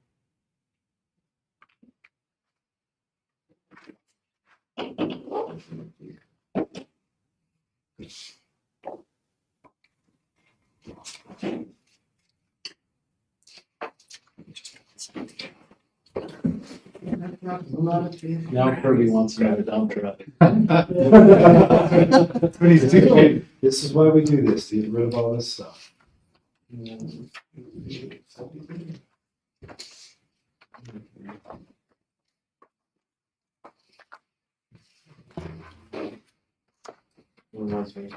Page 15, two of them. Two pages left. I got 15. Voted for 8:30. I got 839, so. I hate to say it, but we've got to either quit real quick or go till 9, so. I'm trying to skip this. 7 down. minutes and we're out of here. No. I got rebuttals, so. Yeah, I control the meeting. Rock has a point. Here, Brooks, that you need to. He wants to go home, that's why. I'm not thinking that would be a problem. Okay, any questions on sewer funds, sanitation funds? Yeah, so, and I just have one comment about their question. We had talked about a 5-year, 10-year plan, and with this budget, we're leading towards that upgrade, continuing maintenance. Yeah. So like a lot of your roads and stuff like that, Kirby pulled those right from the 40-year. All that stuff is right in your 40-year master plan. And based on the budget, looks like he can get his dump truck and get the fire tender and equipment, and he can get what he needs for the water. So Is there anyone that can get what they need? So remember, we vetted this all out. We had a lot of stuff on the table. We had a lot of You stuff gotta that pay came to the for it. table, and these are the items that they chose to bring forward to you that make fun. We all cut Well, back baseball fields. So, to get to this point. So I just have a question. I know you said you're not into this fiscal year, you got like 75% of the data. Are we ahead, behind of what we budgeted for the last July 1 for this year, or we're even? everyone is either even or below the current budget. So, and once we get those numbers, that might help us too a little bit. We could put that into the Absolutely. emergency fund or use for something that comes up we're not. And then real quick, we're actually gonna create one more fund we didn't talk about, we added on the backside of here. So we're gonna actually create an auto, capital fund. So we're gonna sell off a lot of our fleet, but we want to start funding a fleet fund. So all those sales, when we start to rotate this fleet out, will go to here. And it's our intent to put $30,000 or $40,000 or $50,000 your budget to this fund. So if we ever have to go out and buy water trucks, those types of things, vac trucks, we have that and we've funded it to do that instead of always having to go to our savings account and those types of things. we're gonna create an auto or a heavy equipment fund that we can pull from. That'll be new going forward. We initially thought we'd take any excess we received from selling off the fleet that we will be replacing with leased and putting it into here, estimating that to be 210. If we use 125 of that to help with the fire department, then that would leave 85 to give us a start for that sinking fund. And then we could just fund year after year. You'll have better numbers for us in May when we approve the budget, is that Yeah. right? Absolutely. Yep. And, I mean, not just this, but also where we're at in terms of how we budget. So this is just a rough prelim. Is there anything else? So the nice thing is one thing we didn't catch, and that's why we do these meetings, is the hangar. We forgot to throw that stuff in there. Is it, are you comfortable with going forward with this direction with the budget that we currently have? Or is there some areas you want us to cut back or? Let's just look real quick. We can just quickly go over. So we have 25,000 for the city ordinance upgrade. Obviously, that's something that we'll probably want to do. So we have the Spillman upgrade, 150,000 here. Mayor, real quick, so sorry to interrupt you. The Spillman upgrade, we're gonna adjust those numbers. We just got those bid back right before this meeting. The actual cost is 129,000. Okay. So that's gonna drop That down. makes not a lot of difference. We're just looking at overall projects that we heard from everyone. So then all of us are taking lists, basically of all the needs and things like that. So basically on everything that everybody, what I would like, to know, honestly, we can do it very quickly, is of everything that everyone needed, what is not going to be funded in this next budget cycle? And you raised your hand, so what is it that? The ball fields. The ball fields, okay, so the ball fields are not in this, is there anything else? Or is everything else accounted for that was on everyone's? And these are the priorities, right? Obviously, there's other things. I know some mentioned some things down the road, but these are priorities we need today. Yeah, so like brush trucks for the fire department, which we need to eventually go down. That wasn't mentioned today, I'm just talking about. Right, exactly. Is there anything that's not in the budget that was mentioned tonight besides the ball? Okay. And is everyone comfortable, that all the department heads are comfortable with what's represented and what we're? Okay. You know, they worked hard to make this solid. Yeah. I think, and I really appreciate it. Yeah, I'm glad you did this way as well, instead of bringing us 50 projects and then having us decide which ones are gonna be going through. That's not fair.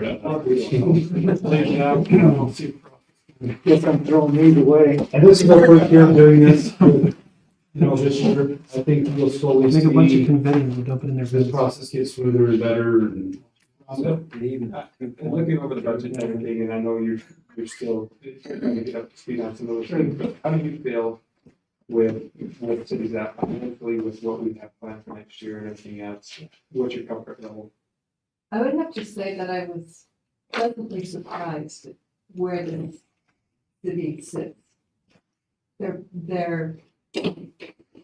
have very little debt, and what debt you have is an amazing 0 or very small interest rate. CIB money has been great, which I'm really happy to see. You know, having lived in the Uinta Basin, I know how much of the oil and gas money went to other areas, and we didn't see that for many years. So it's good to see that there's been advantages to that.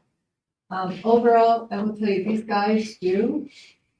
As I'm learning more and more about what they do an amazing job, and they do it without any frivolities at all. Like, they really cut corners, and they work hard for the city. They're very conscientious of the fact that they're using taxpayers' money, but they're doing this for the taxpayers to make sure that they keep this place safe and beautiful. That was my point earlier, is I appreciate that we have an increase, because I know also training, I've talked to Scott about this, having not just, when you have turnover, it's not just getting new employees, it's also the training and the time and stuff to do that. And if we can keep our people happy and keep them working here, I'd rather do that. And if it costs us a little bit more, I'd rather do that personally, because I appreciate what they do. That's just my feeling is, because I know in the long run, it saves you money when, you know, we don't have to spend all the time training and doing those things, finding people, et cetera, that we have them, they're happy and they keep working and doing a good job, and I want, so I applaud them,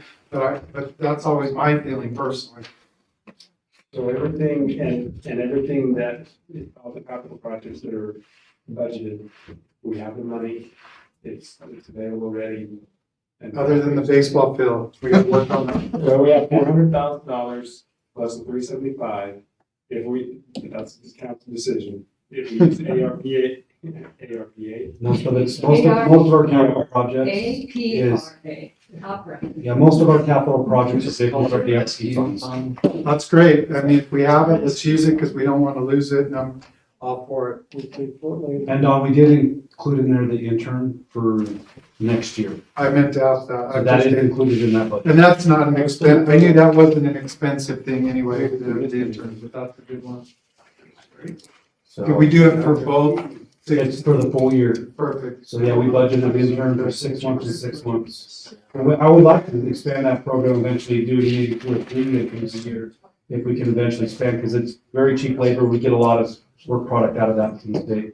Is there anything else you need from us then? No, that's everything. We'll continue to work on the budget, and it's our intention on that May 18th meeting to push it and have it approved and done, and we're done with it for next year. Okay, one quick thing, I would like to go to closed session just for some personnel, for chief of police. Yeah, succession plan for Vince, which is pretty self-explanatory. We do that real quick. And then we go into closed session, We've got the invoices and stuff too. personnel, and then come back into open session. Vince, I already said. So, we're good to go.